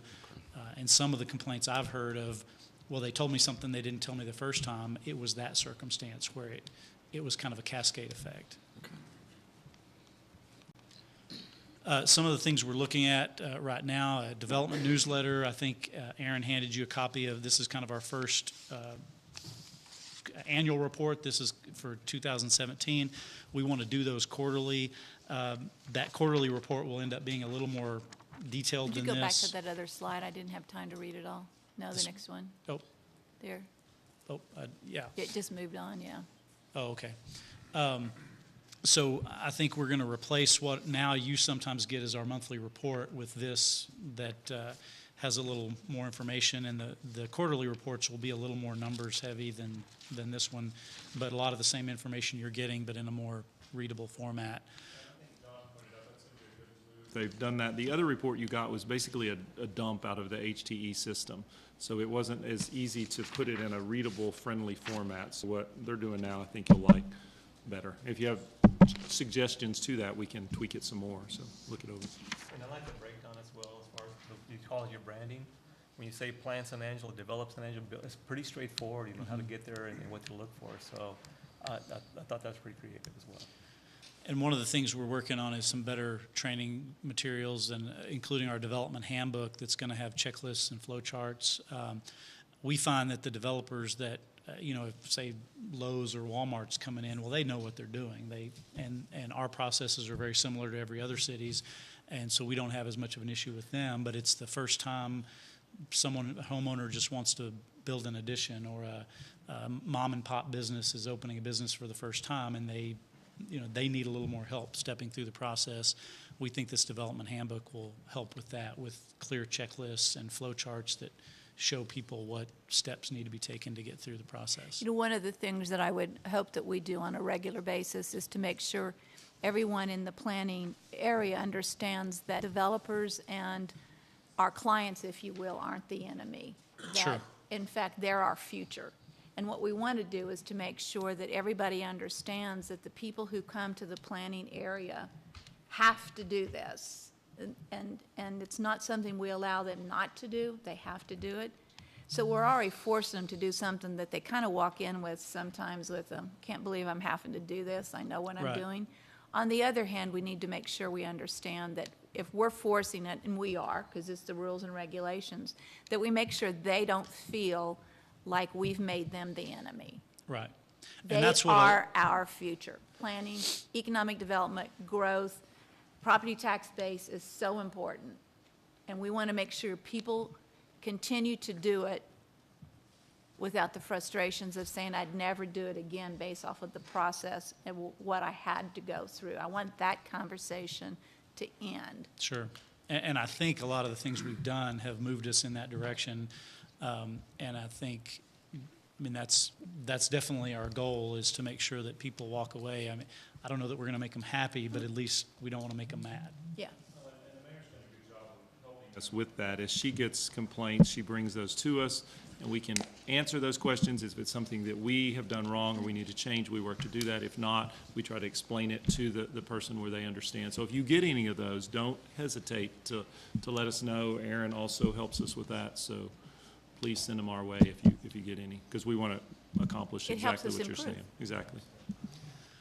The last thing I'll mention is a few things that we've been talking with our development task force, which is a every other month meeting we have with the development community. We're looking, I've been meeting with the county on looking at the ETJ. One of the things the county would like to see, and I think we're supportive of, is defining some areas of the ETJ where they can control development versus where we do. Right now, we apply our subdivision regulations throughout the entire 3-mile ETJ, so 3 miles out from the city limits. We think there are some areas where we can cede that authority back to the county, but that has an impact on our annexation plan and boundaries of our ETJ, and so you'll be seeing that sometime in the next few months. Do we have on a priority list, or do we wait till things happen to change? Like we believe this ETJ area is probably going to be the next one that we would consider bringing in versus another one versus another, you know what I mean? Because some of these things, like the one that came up not long ago, it might be 30 years before it's even considered to bring in, and that particular one that we had the 4 issues that were being addressed probably won't ever be brought in, because most people will fight that because they want to be in the Wall School District. School districts are separate from, I had to do this once before, and so school districts remain. So we have currently areas in the city limits over by Grand Canal, over in that area, that are in the Wall School District that are in city limits. So they do run independently. That doesn't mean they won't fight it because they just don't want to be in city limits for tax I'm just purposes and saying so that, forth. But school district and those don't change. No, I know. My point is the following, that is, that particular development, most of the people who buy the homes there want to buy them there because they want it to be in the Wall School District, of which it is currently. Outside, yeah. And so the idea that it would be pulled back in, to your point, they need into to the know city that, limits, which would Yeah. make them pay city taxes at that point. Correct. And that's one of the factors we're looking at. The Red Creek area north of town, for example, that's almost developed, and it's so far out there that we likely won't annex it, if ever, not in the near term. And so that's an example of a place that we've already identified as pulling out of the ETJ. And if minor redevelopment happens out there, the county can deal with that, and and we don't have to worry about it. So, again, that's something you'll be seeing. Street standards and sidewalks is something that the development community has asked, or talked to us about. I won't go into all the detail. I can talk for 2 hours on just that, but that's something that, you know, our sidewalk, for example, our sidewalk requirement right now is like 2 sentences in the subdivision ordinance. So it's, we could use more clarity both for our perspective and from the developer's perspective. So they've asked us to take a look at that. Now, we'll probably be recommending a more robust sidewalk requirement than some of the developers are wanting, but that's where you all will come in and help us decide what's the right answer for San Angelo. And finally, we'll continuing to work with Al on adopting the 2015 building codes. You've seen some of those and adopted them already. He's working with his committees of builders and contractors, and the rest of those will be coming throughout this year. Are bike lanes considered, quote, sidewalks? They're not. Typically, bike lanes are designated for bicycles, and pedestrians generally are not supposed to be using those. Because where we have neighborhoods where there are no sidewalks, but there are now designated bike routes, I think they're going to become the sidewalk substitution. And I think that's probably true. One of the issues with street standards is we have wider street standards than most of our peer cities. As we researched that, the logic behind that was our streets used to be narrower. There was a sidewalk proposal for a sidewalk ordinance, and what the council at that time decided was, rather than requiring sidewalks in new development, we'll just make the roads wider and people can walk at the edge of the road. That's not a solution that most cities have chosen. In fact, I don't know of a single other city that's done it that way. So part of our proposal would be to go back to narrower street standards. That saves the developer money. It also saves us long-term maintenance money. When we go into seal coat, it's cheaper to seal coat a 36-foot wide street than a 40-foot wide street. But in exchange for that, we're going to be looking at, on those narrower streets, starting to require sidewalks more in new development. Well, you don't have an easy job, and I think that you've worked awfully hard to help improve this process. And I don't think you'll ever make 100% of the people happy, but I certainly think you've done a great job of making it a much more friendly, open process. And I thank you for the hard work. Answer to your fencing question? Yes. Charlie sent me an email. It says that the code requires safeguards during construction. It states barrier along walkways for safety of pedestrians, and then also stormwater typically requires a fencing barrier for the debris runoff, and the fencing ordinance requires screening for a commercial use of district from a residential. So it kind of depends on the scenario. Thank you. And if you have that where you could email me that would be great. Be great. Thank you. Any other questions for John before he moves on? Thanks, John. Appreciate it. So that's an update on the 5 priorities that were established previously. Again, that's water, streets, police station, salaries, and development process. We've had these for quite a while now, actually, for about 4 years as our top 5 priorities. So we may want to take a look at it. We've made tremendous progress really in the development processes. This may be another one that we kind of pull from the top 5 and to make room for another 2 that we could possibly consider in there as well. But with that, what I'd like to do is start talking about possible new strategic priorities that could be included on these, instead of a couple of these, include them in the top 5. So I want to move on to, you have that handout that has the new strategic priorities on there, is to talk about others that I mentioned just briefly a while ago while I was doing my introduction. And 3 that I have listed on there, the first one starts off with a downtown development.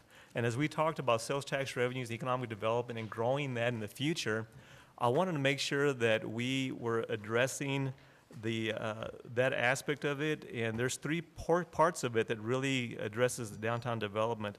And one of those we're already working on. And John James has been working on the vacant buildings ordinance. He, along with downtown San Angelo, Dale, and others, the fire marshal, I've been working on that, and you'll probably be seeing that in next month's city council meeting. Well, they'll be bringing that forward for discussion and for your direction as well.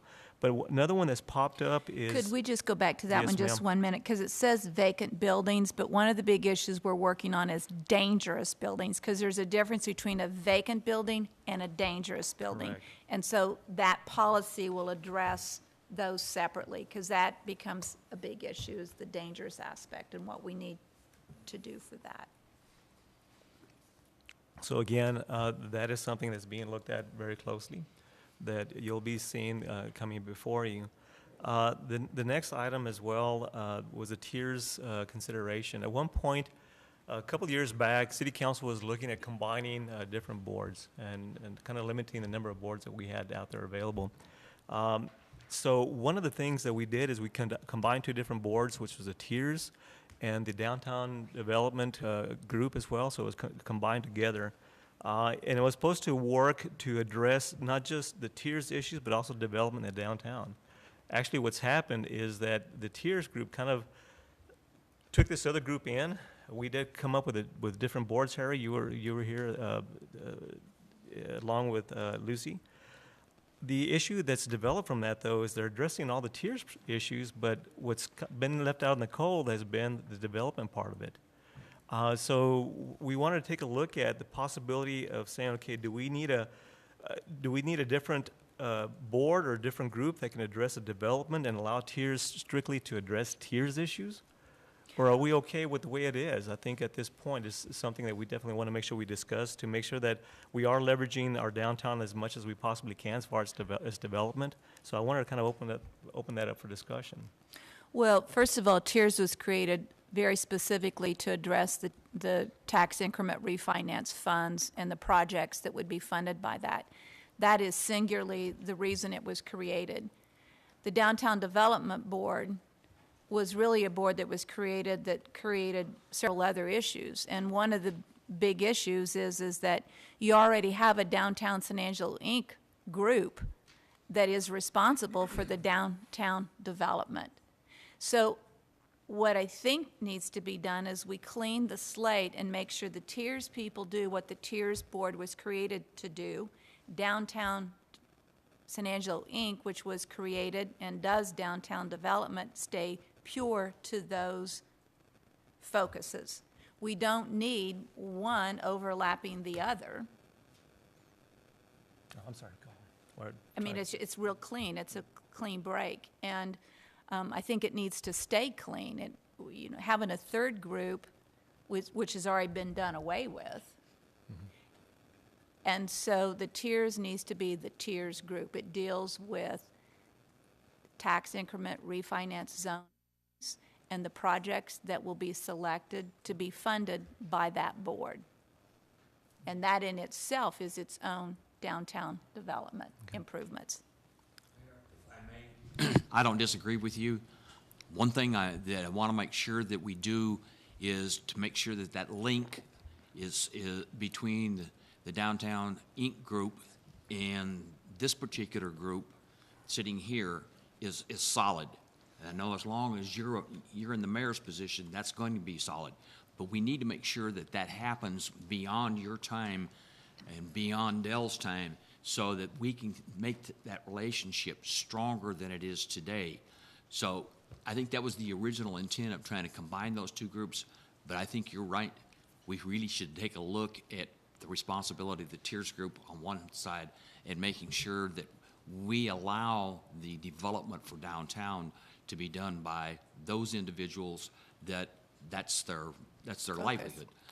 But we also want to make sure that somehow or other we keep those liaisons, whether it's the person that's in my position, whether it's somebody that comes after you, whatever that needs to be, we need to make sure that that relationship is there, because at some point in time, you and Dell are both going to be not in the position you are today. Just like people sitting at this table won't always be here. Right. So it's one of the reasons why we have these key strategic planning sessions, so that we as a council can agree on the focus, and then we ensure that through the reports quarterly, or if we want more frequently than quarterly, to report to the council, so that we as a council, whether any of us are sitting here or not, that there's follow-up and consistency with, we believe, as a city and a council, And I think there that was. these are the programs we support and, Yeah. and like. I think there was some concern from people that were previous to me, previous to most of the council, maybe even previous to Lucy, that were concerned that that wasn't happening, and that's why they tried to put the two groups together. Well, there were different reasons for that, but let's just say the following: we need tiers to do tiers work downtown, to do their work, and for both of them to report and get the support of council and make sure that those groups are supporting the issues that we, the council, believe take us to the strategic level that we want to achieve.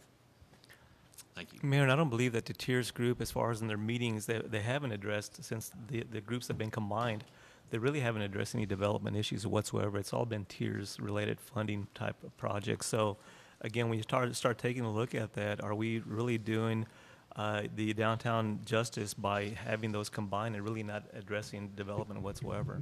No, I think, again, it needs to be pure tiers. Mm-hmm. Does the original tiers work? Downtown San Angelo, Inc., if you look at what a Main Street city does, Mm-hmm. it is downtown development.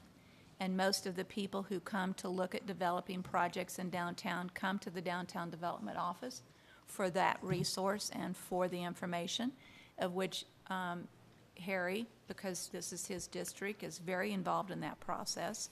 And he, through the downtown organization, bring the subject matters as they need to be to council.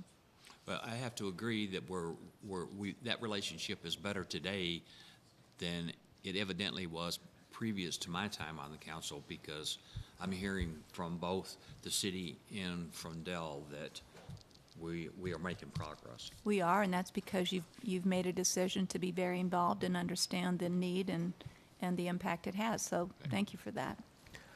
Mayor, well, go ahead. Question Yes, sir. on tiers. There could be other zones around the city, could there not, for funding potential, using the tax increment? Well, If- we would have to expand. You talking about expanding the boundaries of the tiers? Well, not necessarily this, but what if we see a part of town that is beginning to grow? Does the planning department suggest, well, maybe this would be a good spot for an additional tiers zone for that particular? Now, is that something that this group would be looking at, or is this only within their Just specific? these districts. And then remember, when you created a tier zone, that money comes out of your general fund. So there, it's a catch-22, is because you can create one, let's say, in southwest San Angelo, but when you do that, whatever those increased tax appraisals are, it's going to be wiped out of our general fund. And so that's a consideration. And tiers boards are created for specific regions with specific rules and regulations relative to who can be on that board because of the involvement in making decisions about that tier zone. So I'm wondering, is this a tool that we have? Because it seems to me it may be a tool we have at our disposal for economic development, future economic development, which then, to me, creates another conversation with respect to, is it this tiers group, or do we need, and I'm not suggesting we do, I'm merely asking questions. No, I understand that as well. Well, and Tommy, the other issue you have to realize on tiers is there's very specific rules and regulations in terms of what can become tiers. For example, if it's a strong residential development, you cannot create a tier zone.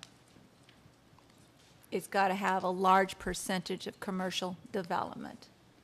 Otherwise, you can't create a tier zone. And then hence, I would think the planning department, then if they're gonna, and it may be one of those things that's 10 years out, but they start saying, wow, this is looking like, do we need to then talk about having, and it may not be this group at all that sits here, but is that something we need to be concerned with today? Well, I mean, typically when you look at a tier zone, you're going to do an evaluation to determine the actual benefit to the city. So if you look at a tier zone, of course, we'll capture the base amount, but as Mayor mentioned a while ago, the incremental amount as far as the values are be going up in the future, the city won't see that. The tiers group will.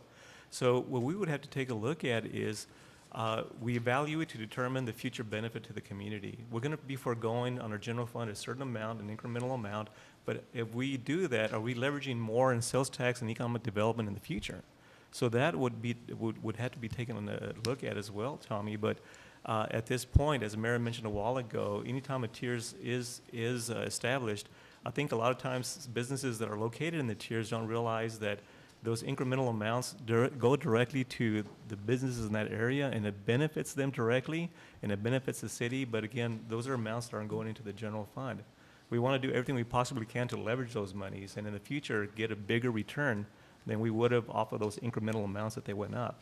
And that's the type of evaluation we would have to take a look at to see if there's actually a benefit to the city. And also, it can't be 80% residential. I mean, that's the right. other issue. That's correct. It's commercial. And so it's the other reason when we looked at trying to extend the southern tier zone down to the new Walmart, part of the issue is the zigzag you would have to create in that in order to eliminate the residential to get your right relationship between commercial and residential. It's not a clean line.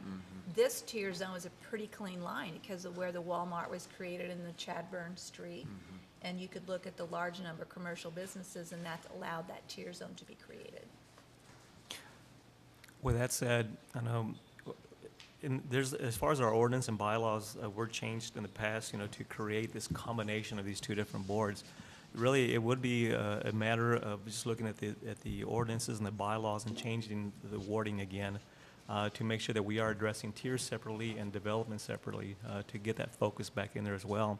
So we really want to just go back to the original tiers documents. What we would do is go back, yes, Mayor, go back to it and kind of take a look at it when we actually combine them. It'd be probably as easy, and Brian could probably talk to us a little bit more, as easy as just separating it and going back to how we had it and designating who would be handling that development portion of it as well. But city council members, if you're okay with us taking a look at that, well, unless you have some type of, I'm not asking for a vote, that's for sure, but if you have a concern, just let me know. But at this point, I think that a focus on development would be really important for us. Okay. With that, and I don't want to go into too much detail, I know that the Edgewater property is up there. I know we've had some discussions on that.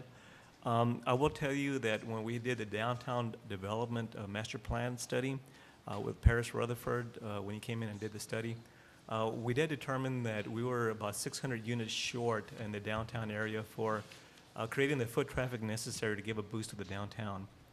With that said, Mr. Rutherford had talked to us about possibly doing something there in that area to create living space. He has since, kind of abandoned that project. But we are looking at a way to continue moving forward with maybe a similar project, a project that would bring more living units to the downtown area, or other projects. But I just wanted to make sure that on our end that we maintained a focus on developing that Edgewater property, which has been sitting there for quite a while. We have addressed it in the past as a council to see what we would like to do or see happen in that area, and it just has never come to fruition. But we are at a point right now where we do have some interest in that property that would create additional units or living space that would create that foot space in the downtown area. I just want to have kind of a general discussion on that, see if y'all are still open to that, or if you're looking at a different direction, so we can kind of talk about that and make sure that we're not getting conflicting as far as support for different projects. I just want to make sure we maintain a good focus moving forward. Well, it's in the middle of my area, so Yeah. you know what I feel. I want to develop it, and I want to make sure that we have something that blends with the rest of the neighborhood and reflects the historic nature across the river. Mm-hmm. So I'm willing to start going forward with this project, Okay. and I'd like to get it done in my lifetime. Okay. And at I think we need to 73 be more defined than that, okay? I think we should say, at least in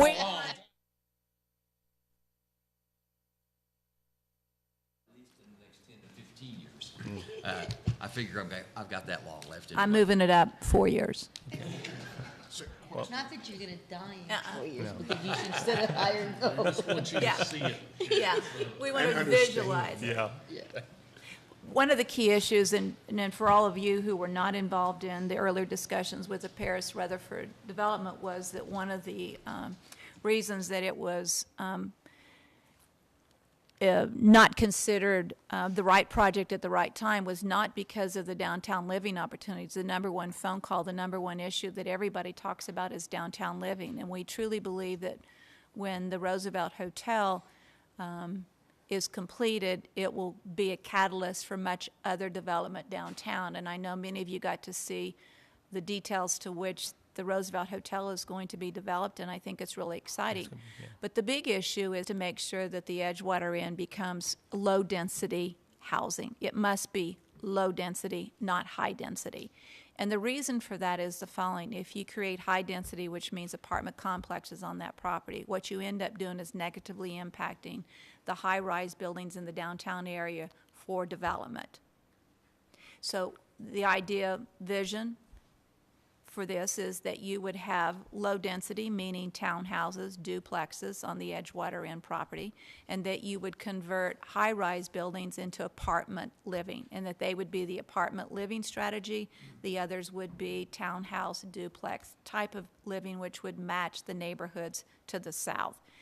Strategically, that is the Downtown San Angelo Inc.'s vision, and if you talk to developers, they will tell you that that is in sync with what should happen and has happened in other like cities. Yes, ma'am.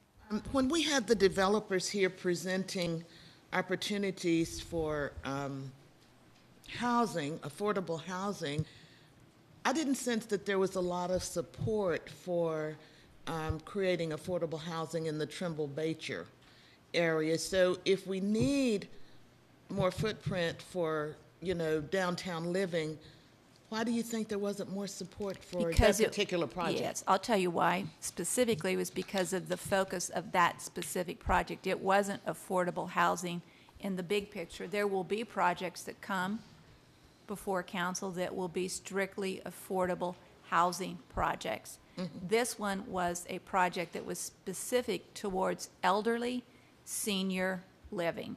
Mm-hmm. Affordable housing, on the other hand, in the big picture, can be people who are 25 years of age, mm-hmm. who are 30 years of age, who mm-hmm. are 35 years of age. They just happen to make X amount of income. This project was for elderly mm-hmm. and seniors. It wasn't affordable housing at all ages. Okay. And that was the reason and the resistance behind it. And what we're looking for are affordable housing opportunities for a broad range of people. So we just didn't think elderly citizens, 55 and older, would be contributors to the downtown area? Yes, ma'am. And one of the issues, if you talk to them about it, was that, in their original concept, they weren't even really talking about parking. So mm-hmm. you're already talking about people who probably, in their focus and in other projects perhaps, didn't have cars or were not that mobile. Mm-hmm. So those were the reasons. Okay. And when you took a look at the profile of that, that was the issue. But affordable housing is still a very important strategy for downtown development. And so there would be some receptivity to affordable housing as long as it wasn't restricted to elderly. And you probably will see in the next 2 years some affordable housing projects come to council, mm-hmm. but the focus will be again for the very broadest range of citizens. And that's what we're looking for, is the broad range. Similar to that project that got some resistance in your district, Billy. Mm-hmm. Mm-hmm. I think if you have that type of project where you can look at those 25, 26-year-old kids in that area that are entering into professional life, whether they're firefighters, police officers, bank tellers, any of those other things that you're looking for, but they're just starting out in their lives where they need that extra help to get into someplace good to live. And we truly, and personally, I mean, it's not about elderlies and seniors, because heck, I'm getting there. So it's not about that, but it's really about looking at the broad range and making sure that, really what you want living downtown are people who work and live downtown. And if you look at the age group and the work and live concept, walk to work, eat, that's what we're looking for downtown development. And I think that initially, when we looked at the 600 some odd units that would be built there in the Edgewater property and other campus area as well, that was going to be a dense, as far as the units and living space. So the question, and the mayor raised a really valuable point, is that we do have all these high-rise buildings where there's loft space available there as well. I guess the perfect scenario would be to have living there in the Edgewater property, but also distributed in the downtown area in those building spaces that we have. So having those 600 units, not just located on the river, but throughout the downtown area, in those loft spaces as well. So it doesn't take away from that possibility. How do we determine the highest and best use for that? We just spent a study to do that. Property along. So what do we have along the river there? Do we have that identified, that the highest and best use for this particular parcel and that parcel, and as we move up and down the river in that area? We have requested proposals to see what would go in that area. And we've been limited as far as what's come back. And of course, anyone that's willing to invest in our community is going to be looking at their benefit as well. They're going to be looking for a way to not just help the city, but also benefit from that. And at this point, when you look at the highest and best use, you may want to consider other projects, but who's going to be the investor that's going to come in and do that? We haven't had those opportunities with anyone else coming in and say, hey, we want to develop something other than living space. We just haven't seen that yet. So how long do we hold that property then? How long do we leave it there? And I think at this point, when we look at it as possibly a catalyst, and we say that a lot, but I think that definitely in that area, we still have the Health Foundation that have property along the river as well. I think that once that develops, you start seeing that also take off as well. But again, as far as the highest and best use to determine that, a lot of times what we do is we ask for proposals. We look at the downtown, and we look at the downtown master development plan to determine what is the highest and best use. And really, what came through that is that we need more living space in the downtown area. Okay. Well, and you look at it and you say, how many hotels were built in the year 2014, 2015? Did any single one of them look at the Edgewater Inn property for development? Not one.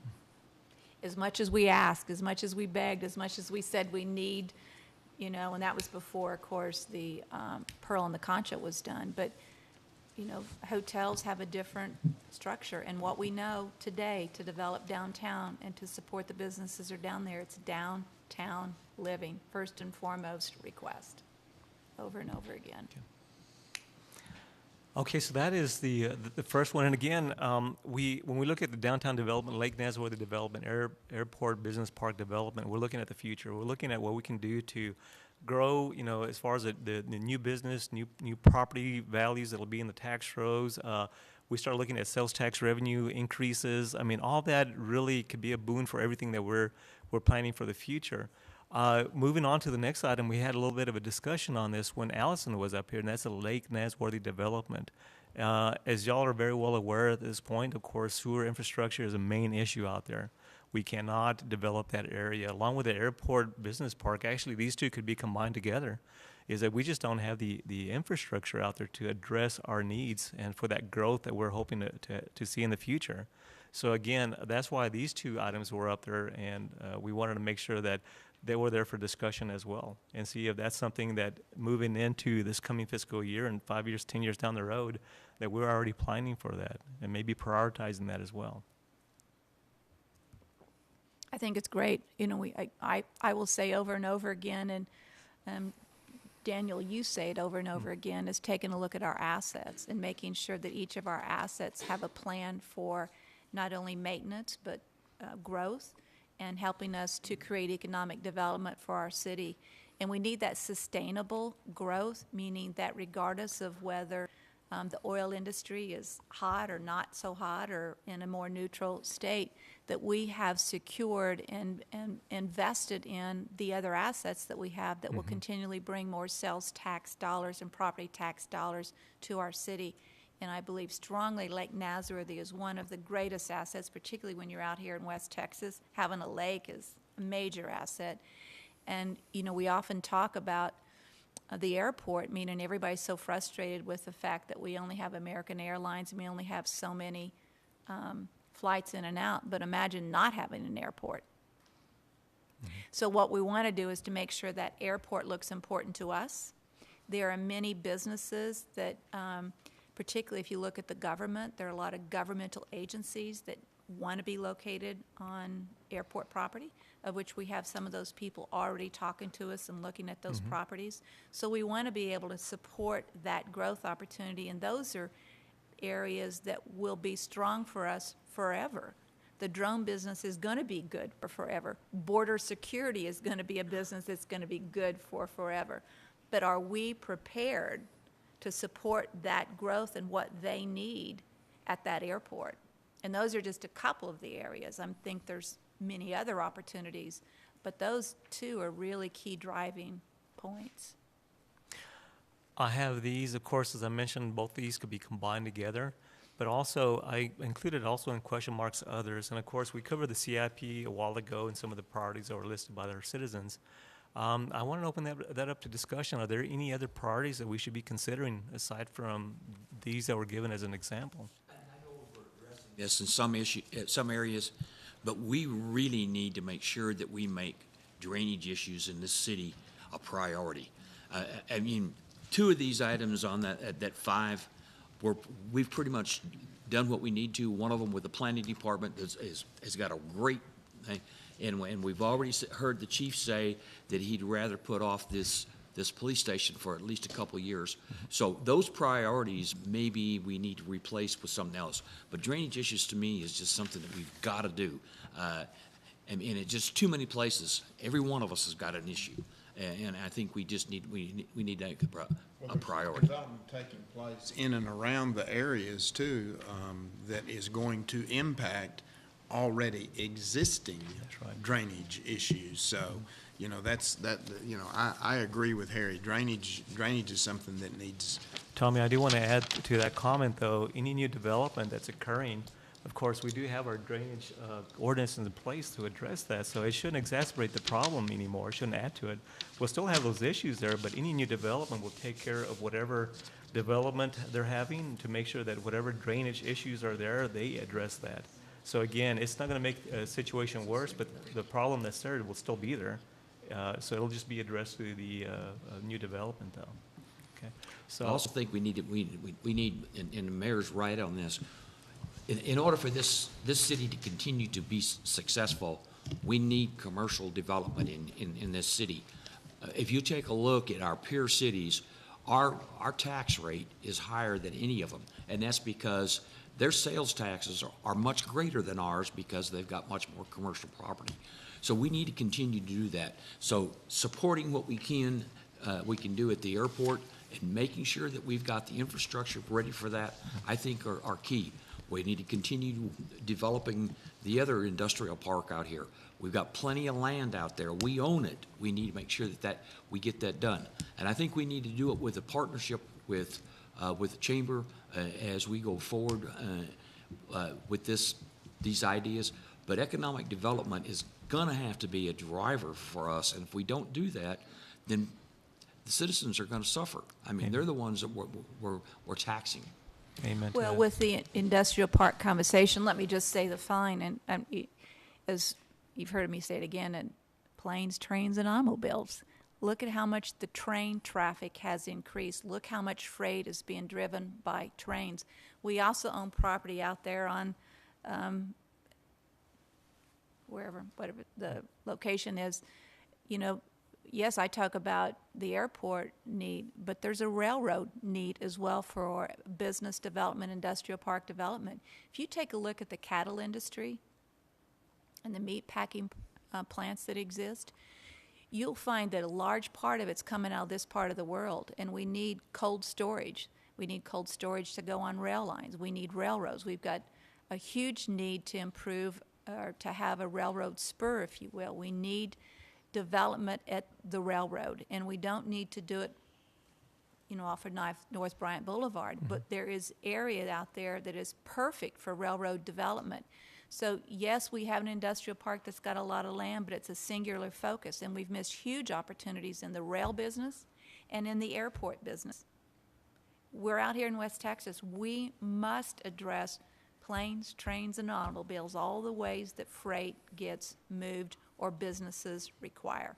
And they will say to you that if you're going to have economic development, you have to be within 5 miles of an interstate, within a certain space, area between a railroad and railroad rail support.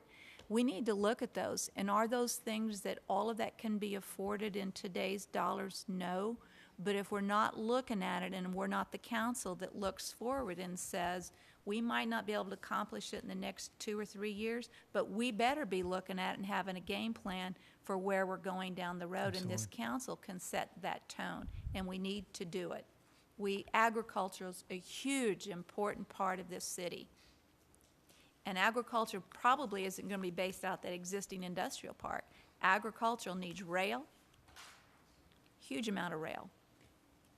And those are economic drivers here. So we want to be a council that I think is futuristic in terms of saying, let's not just think about the next 5 years, the next 2 years. Let's think about where this city needs to go down the road and make decisions today to help support the growth opportunities, the economic development opportunities that those areas provide us. And we will then leave a city in better hands than when we all came into office. And I think that's what we want to do. So. Okay. Well, again, and thank you, Mayor. That's, I think, definitely on point. And we've had our priorities the past, and I had it up on the screen. It's no longer there, though. We had our priorities, again, water, streets, police station, employee pay, and of course the development services has made some tremendous strides. My proposal is that we look at police station. I did talk to the chief a little while ago. I went to the back and asked him, Chief, are you okay? I know that you have other priorities at this point. Are you okay? We would remove the police station off of our priorities at this point and look at it a year, 2, 3 years down the road as we continue our planning process, and then we can include it in later. He said that he'd be okay with that because he has other priorities that he wants to make sure that are addressed. So in saying so. With that said, I want to make sure also that as we move them into the First Financial Bank, that we have budgeted whatever monies need to be spent to make that facility appropriate for them. If new carpet needs to go down, we need to make sure First Financial is budgeted to make those offices correct. Okay. Okay, Mayor. And I know Harry brought it up, and the chief has prioritized the pay and the officers, how many officers were. As we talk about more development, that's going to bring in more industry, more jobs, more people. We're already behind the 25 officers, so instead of kind of taking the police station off, we need to reword that and just put police on there, along with fire, because as we bring in more development, with us being behind, the tax base that's going to be created by the development is just going to, get us up to where we're still 25 behind. So we need to focus on that to where we're protecting our citizens and keeping everybody safe as we go along. We can't neglect that. Okay. So that is a priority along with development, because if we're going to influx with people from outside the city, and if right now we're growing at 1% population, if that jumps to 5 to 10 within a couple of years, then we might be in a heck of a situation with that. We probably will never grow at 10%. At best, we might grow at 2%. That being said, we still need the correct number of police to support the city. So that is important. Okay, well, I think that what we can do, and On our end, of course, Lane, thanks for that as well. I think that the city council last year especially showed the importance that the police department, the police station staff, the police staffing is for us, because we did budget for those additional 5, and we want to make a commitment every year to make sure that we continue budgeting to that point till we got to the officers that they needed out there. Of course, the pay was an issue as well as far as addressing that. But looking at, again, the 5 priorities, we are, I think, development services, or what John James has done, they'll continue working on that. And the reason we have 5 priorities up there is because it allows us to maintain a very sharp focus on those items that we'll be addressing this coming year and years down the road.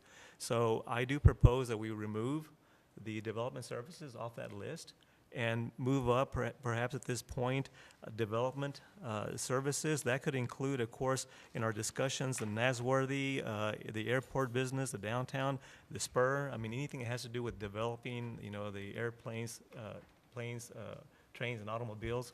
We can include that in there if y'all are okay with that, and start focusing on our future to make sure that we are growing that base that we need to the sales tax revenues and the new values that would be coming in. So if you're okay, if y'all are okay, because this is kind of what I'm hearing, if y'all are okay with it, we can include that now at number 5, or higher, whichever one we. Well, and these aren't necessarily in priority. They're not necessarily. They're all important, but they weren't listed number 1, number 2. However, I think we all agree water's probably number 1, regardless of wherever we put it. Yes. It's huge. Mm-hmm. And streets. And streets can, I think the way to, instead of saying streets, we say infrastructure, because the drainage issue, et cetera, is all under infrastructure. So we have a game plan already about redoing the streets over the next 10 years. So it would be a continuation of the existing street plan.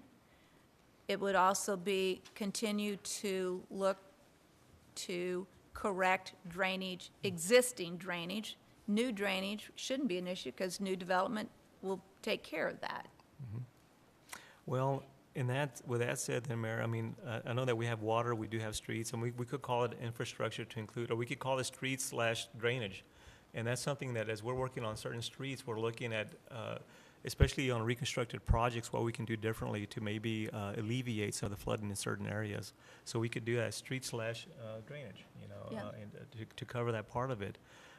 Lane, you mentioned the police. Instead of calling it police station, calling it police services, or making sure that safety. It could be that one number, because safety, of course, we have not just the police station, but also the fire department that falls under that as well. So we could have water, street/drainage, safety. Safety support. Support, whatever. Yeah, that'd be good. Okay, and we include also and remove the development services and include the development. I think we should have economic development as a strategic priority, and underneath that will become things like development. The things that we talked about. Yeah, so I think economic development should be a key issue here. And then it always can have subcategories of existing issues, but economic development, 1, Lake Nasworthy, 2, industrial park. So Daniel, does all sewer issues, et cetera, is that going to fall under the water there? Because, to me, the issue with the Lake Nasworthy sewer that has impacted the airport as well, does that fall under the water, so we don't need a separate category for that? We don't need a separate category. Tommy, the way I look at it is we put that under economic development as with a bullet point, Lake Nasworthy development. We already have water up top, and those two actually tie in together, because any work that we do, anything that goes before the city council in the future that addresses those needs that we have out there, we know how we actually have it as one of our top 5 priorities. As a matter of fact, in 2 different categories of our top 5 priorities. So I think that'll suffice. I was telling everybody door to door, water, streets, fire to police, and economic development was what I'm running for. I'm glad we just prioritized every single one on the top There you five. go. And again, I know Harry again, did it too. and the reason we do the top five again is to keep us laser focused on those issues and make sure that anything that's going before the city council in the future that involves discussion about this, or we should be focusing on moving items forward that address these five priorities as well. I'm sorry. We got started without taking all our notes, but I was taking notes as well. I think we'll be okay. I think, Brian, you've been taking notes on what we're talking about. One thing that was discussed just briefly as far as the update was the pay issue as well. Where do we go with that? I know that we've talked in the past about looking at a pay for performance and looking at how maybe we restructure that. Is that still something that we call a priority, but we kind of reward it now and say we do want to address pay, but we want to do it in a different manner? Well, I've surveyed all the cities that we say we survey and compare ourselves to. Number one, we have to live within our means, number one. And number two, I say the following is that I think we have over the past few years done all the adjustments to market to get people within a range, whether it was a correct range or not. Pay should just be something that every institution, every corporation, every company does just as a matter of business. I don't think it should be a strategic priority. It should just be what you do day in and day out. You take care of your employees as their performance requires. And I believe strongly that we should set aside X amount of dollars, period, and give it out to departments to do. And they evaluate staff, and based off of and exceed expectations, they get a pay commensurate to what their exceed expectation would say so. Okay. I don't know if that's clear or not clear or pretty muddy, but we need to take care of all of our assets, of which, in fact, employees are an asset. Human resource asset, absolutely. And there's no question employees are an asset. On the other hand, we also need to make sure that we, when you start taking a look at it, and you start taking a look at the cities we compare ourselves to, we are the lowest city for combination of property taxes and sales taxes combined. The lowest.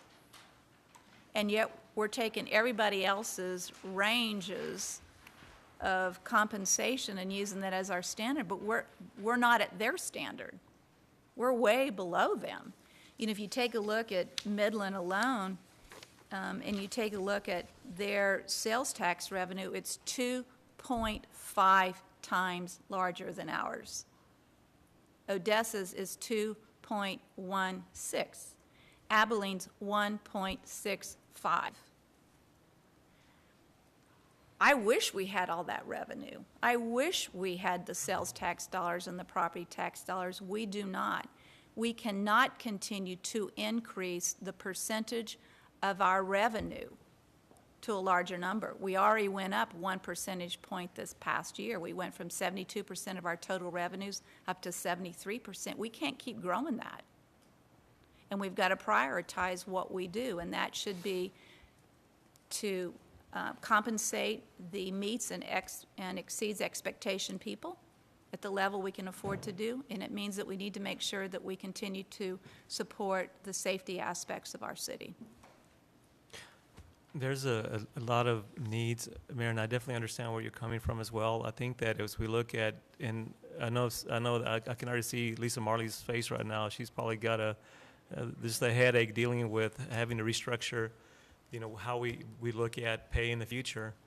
I do understand that from a revenue standpoint, we are one of the lowest cities when it comes to collecting revenues that other cities, quite frankly, don't worry about. That's why when we look at, recently we're looking at fees and we're comparing to other cities. There's some cities that haven't changed their fees in 12, 13, 14 years because they probably don't feel like they need to, which for me, I think it's a responsible thing to do though. But regardless, you see some of that because they have that additional revenue that's coming in. I think that, I know for a fact that our employees, they're our most valuable human resource asset that we do have. And I want to do everything we possibly can to do right by them as well. Me too. But that means looking at how we structure our pay in the future. And that'll be something that Human Resource, Lisa and her staff would be looking at along with ourselves to bring back to the City Council. But I also know that we have a lot of needs that we address today. And so how do we address those? And how do we take care of that? Which is going to lead us to the next topic that we're going to discuss. But before we move on, I want to make sure that we're very clear on our 5 right now. You have, Sandra, did you move? I'm sorry, I'm a little bit blind. Okay. Okay. Uh-huh. Okay. We're still salaries? It's what we're discussing. Okay, here, let me make sure that, I'm sorry, because I know you guys lead start on that, Sandra, but what Brian has right now is infrastructure, which includes on bullets, water, streets, drainage. And then we have public safety, number 2, which would be. So water and streets is under 1 as Water, streets, and 1A drainage. and 1B, if you will. Infrastructure. I tell you what, Sandra, I guess if you could start over on that. Okay. Let's make sure we get it right, so make sure that we're all in agreement on this. So, you ready again? Okay, thank you, ma'am. Infrastructure is number 1, with 3 bullets underneath that: water, streets, and drainage.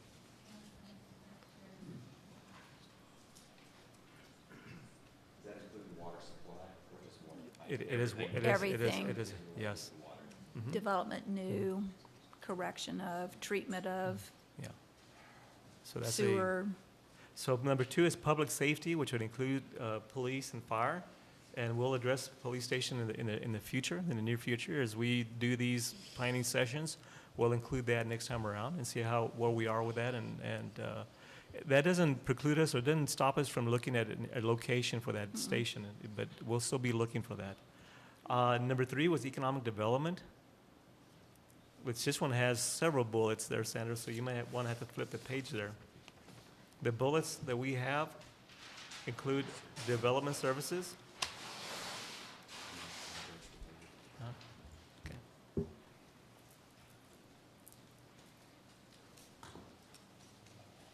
That's okay. Development services, followed by development projects. Development projects.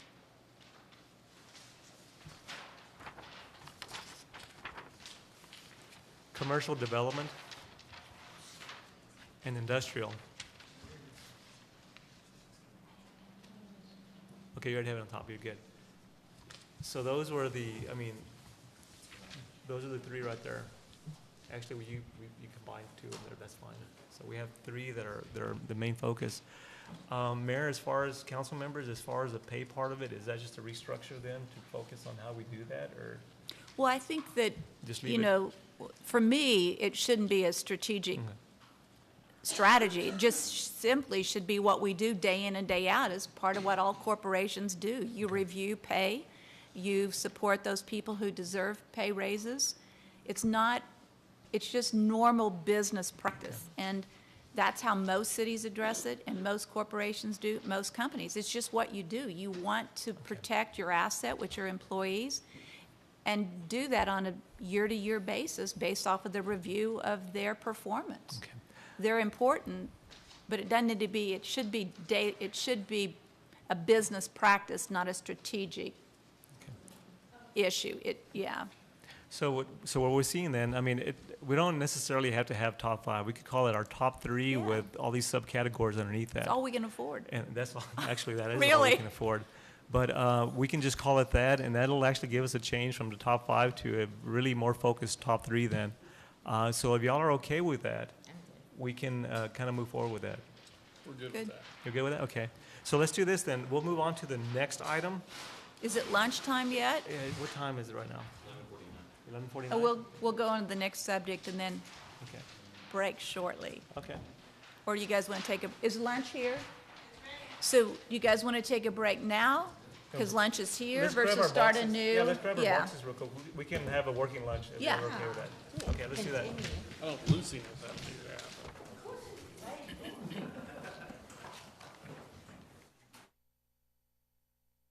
Services provided, specifically service expense reductions, the possibility of looking at that. I alluded to it earlier in my introduction when I talked about one of the quickest ways to kind of free up money to impact our budget is to start looking at our expenditures to see if there's certain areas that we can kind of trim back. I had Tina actually put this together for us. She did a study of different cities to kind of give us a comparison of the number of services that we provide compared to other communities. And if you look at San Angelo, we are at 21 service levels that we do provide compared to Odessa and others. Odessa's down at 8. If you notice, the next closest one to San Angelo is Fort Worth. They provide 19, and San Antonio 18. I will kind of make sure that I make this point clear. I think that some of these cities may have not, when they submitted their survey, may have excluded a couple of services, but regardless, the services you see for the city of San Angelo is pretty close to correct. So we have 21. Will probably be the most difficult task we will do today. Yes, ma'am. Because once you give people something and try to take it away, I think, it's going to create, some real issues. And I understand the why we need to do it, but I think it's really going to be tough. And the other point I want to make is, because I studied this chart and the different services, I went line by line. But the other thing is, I think that's what makes San Angelo so great. It's what we, try to bend over backwards to give our citizens. Yes, ma'am. And if we start doing takeaways, I think we're going to get quite a bit of loud feedback. We will, Billy, but I think that one thing that I want to make sure that I make very clear is that we do have priorities. We have, we talked about that a little while ago, infrastructure. I think that we've gotten to the point maybe in certain areas where it's no longer just community needs, it's community wants. And we do have limited funds available to us to address those.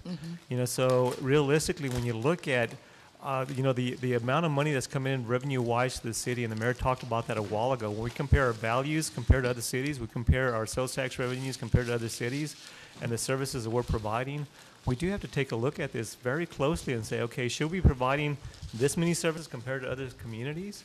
Or should we pull back and look at what we consider the city's priorities, and again, going back to infrastructure, development of the future. And if we do address development properly, that means that our base will grow in the future, our sales tax revenues will grow as well, and maybe in the future we can look at these other services that we may have to trim back at this point and say, hey, maybe then we'll look at it. But right now, it's just really important to understand that this is what we're dealing with right now, and that we really felt that we need to take a close look at it. The thing. Because I understand that we have finite revenue coming in. Yes, ma'am. But I'm just saying this is going to be really difficult, and as we go through and make some of those decisions, I think we're also going to have to talk about a real thorough communication strategy. Absolutely. Because I agree. and we do a good job of communication, so it's not that we won't, but I just think the way we position it will, go a long way toward helping our citizens. Can I also say, Billy, I think your comments are very well stated, and the idea would be the following, in a best-case scenario, and that's what we would look for here, is to find partners, because there are some of these services that the private sector could very well become a part of the plan. So where the city might be less of a partner in it, you would pick up a private, and so the service wouldn't go away, it would just be financed and taken care of by a different area of money. And so those would be the things that we're looking for. Would the private sector do a better job of doing this, and could they grow that service and make it even a better, bigger service if it was owned by a private and managed by private, versus the city where we have limited funds and can never grow or develop it or maintain it at its greatest capacity? And that's kind of the way I look at it, is what part of this can we find partners to help us with the service? And then, and with the mayor saying that as well, one of the top priorities that we saw earlier, when it came to the first pie that we saw up there, You know, we saw that splash pad was one of the top requests that we had. Should the city take on something, a project such as that, or should we be looking at a private entity that perhaps could come in and say, hey, we'll build it because there's a need? You know, obviously there's a need. Y'all did the survey, and there were quite a few citizens in this community that listed that as number one. So can we entice a private investor to come in here and invest and do that instead of the city actually taking on that project itself? Or even better, if you say the following, if those people who want that, would they, given the option of spending $5 to get more fresh, new resources for water, would they still want the splash pad as a priority, or do they want that $5 put towards? It's nice to have a wish list, but when it comes down to making decisions about where we spend our money, and you put that out to the citizens and go, do you want your street repaired, or do you want a splash pad? Do you want new water and water treatment facilities, or do you want I'm having a hard time talking, splash pad. And so it's easy to say I want, but when you have to make the hardcore decision about the money, what is your vote? And the reason why we're bringing it up here, and Billy, we definitely aren't asking you to go through it today and pick out the ones that we want to take out. This is what I'm proposing. All I was trying to do is kind of get y'all's take on this to make sure that we're on the same page, that I'm not proposing something that, quite frankly, would never get any traction with the city council. So really what I'm looking at is, and the mayor mentioned a while ago, we want to look at services that perhaps we can outsource, or perhaps there's another group that can provide the service actually even better than the city could. So what I am proposing is this, and I've already talked to my directors, is each department at the city was created for a specific purpose. You know, there's core services that are provided in that department, you know, and I'll ask my directors, why does your department exist? You know, what are the services that are key or integral to this community? So what I'm asking my directors to do is to develop a list of all the services that our department currently provides, from most important all the way down to the least important. And from that list, what I want to do is take the ones at the lower part, you know, as far as the least important, and attach numerical, as far as dollar values to those. And bring that back to the city council members and say, okay, we did this study, this is what we did as far as the staff working together, and this is what we're proposing. These are the areas that we would like for y'all to consider taking a look at and get y'all's input on that. But aside from that, you know, if you come to us and say, hey, I just thought about a certain service that I've always asked myself, I've been scratching my head, why does the city provide that service? We'd love to hear that from you as well. But at this point, we're already working on this part of it, and that's to create that priority list from top to bottom, and then key in on those bottom services to determine, okay, are these absolutely positively necessary? If they're not, can we eliminate them? Can we outsource it? Can we work with a private entity, maybe a public-private partnership? What exactly can we do together? And kind of trim back that budget and free up some of those expenditures. So this is really what I'm proposing. I'm asking, you know, to see if we can get that support. Harry, I know that you're... I think this is a great approach. I think it's something that really needs to be done. Probably should be done every 4 or 5 years, or whatever the time frame is, to take a look at, to make sure those things. But I do have to agree with Billy. Citizens have been getting certain services for a long period of time.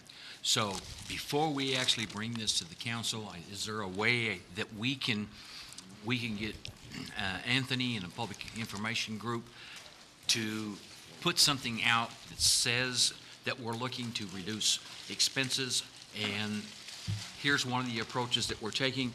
Because if citizens hear this for the first time at a council meeting, I will guarantee you that all 7 phones will blow up. I agree, yeah. They will absolutely not understand that. We're going to have to do some education ourselves, I understand, but if we can get a start with Anthony in putting something out that talks about reducing expenses and what the city's trying to do, and lay that groundwork, I think we'll have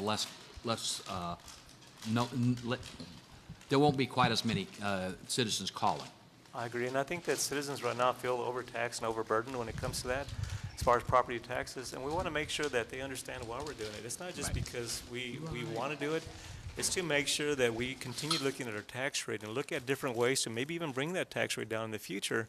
But I'm sure that if anything, in working with Anthony, I think Anthony and Brian do a wonderful job in getting information out, is just to make sure that we do explain to the citizens why we're looking at doing it. You know, we do want to make sure that we address the absolute needs of our community, but also minimize the impact to them as well. And making sure that we're not increasing their property taxes every year just because we want this. If we can free up expenditures and put more money into the budget for infrastructure improvements and other needs that we have, we just want to, and you're right, Harry, we just want to make sure that we explain it the right way.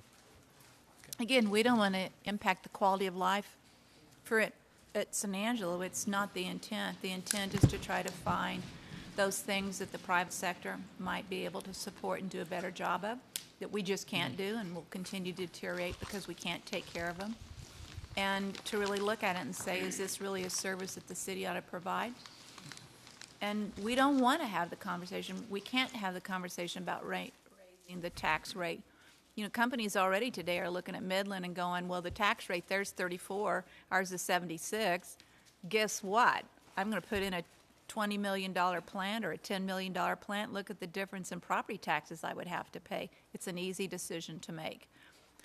And so the approach about, you know, the forward communication rather than playing catch up. And, you know, I made that comment because when I looked at this and start thinking about which one would I vote to take away. I thought you were going to make me do that today. No, not today. Daniel, I didn't plan to torture you that way today. So, yeah. And also, we want this to be a long-term strategy, meaning that, you know, in year one, we might be able to do nothing. Year two, we might be able to do two things. Year three, but it's a mindset. Exactly. It's a philosophy, and it's something that we as a council, I think, need to constantly look at in terms of strategically where we need to go down the road and look at opportunities to get the private sector involved, reduce our overhead so we can reinvest in the things. We cannot have a tax rate increase. We can't. And Billy, yeah, we definitely don't want to do this haphazardly. That's why I just want to introduce the idea, allow us to do all the legwork on that and research and look at the numbers, and we'll present that to you. Again, if it'd be unfair for me to ask y'all, what do y'all think we should cut right now? Because you need more information than that.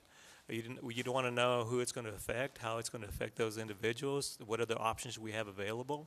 So we want to make sure that we bring that to you as a staff, to City Council for y'all's review and direction as well. So again, this was just a presentation to show y'all what we had as far as the number of services that we're providing, what the needs are for our community, and we've talked about a lot of those today. There's a lot of needs out there, and we want to make sure we do this in a very responsible manner, that we tackle all those needs. So again, on our end, this is just a presentation for y'all's review, and if y'all are okay with us moving forward and working on this, then we can, in the very near future, bring that back to y'all and say, this is what we came up with. We'd like to get y'all's input on that. Okay? Thank you. Very good. Actually, that's all we had. We're pretty much. It's not an all-day event. No, it's not. So it worked out pretty good. But at least y'all got y'all's lunch in as well. So, but we do want to express our appreciation for y'all's time, and I think that there was some great discussion today, and I think we have some pretty good direction moving forward as well. So we appreciate that. You know, also just to go back over some of these services provided. You know, there are things that we have here that no other city has, like a Fort Concho. So, you know, it's not apples to apples either, because, you know, Midland doesn't have a fort. Midland doesn't have a river that runs through it. You know, there are certain things that are very specific to us that require services that other cities don't have. So we're definitely not going to ask you to cut those services of the Fort Concho or anything like that. So. See them either. Yeah. County does, but Odessa doesn't. That's right. So we do have to take a look at that as well. So. And Midland, Odessa has a coliseum that's been paid for by private money. Yeah, that's right. All private money. Mayor, I guess that you don't have to adjourn or anything like that, but that's it. We'll be hanging around if y'all want to talk some more or have some ideas that y'all like to discuss with us. So I get to go and eat something that I can eat. That's right. So we are adjourned. I'm going to sit and continue to eat. So.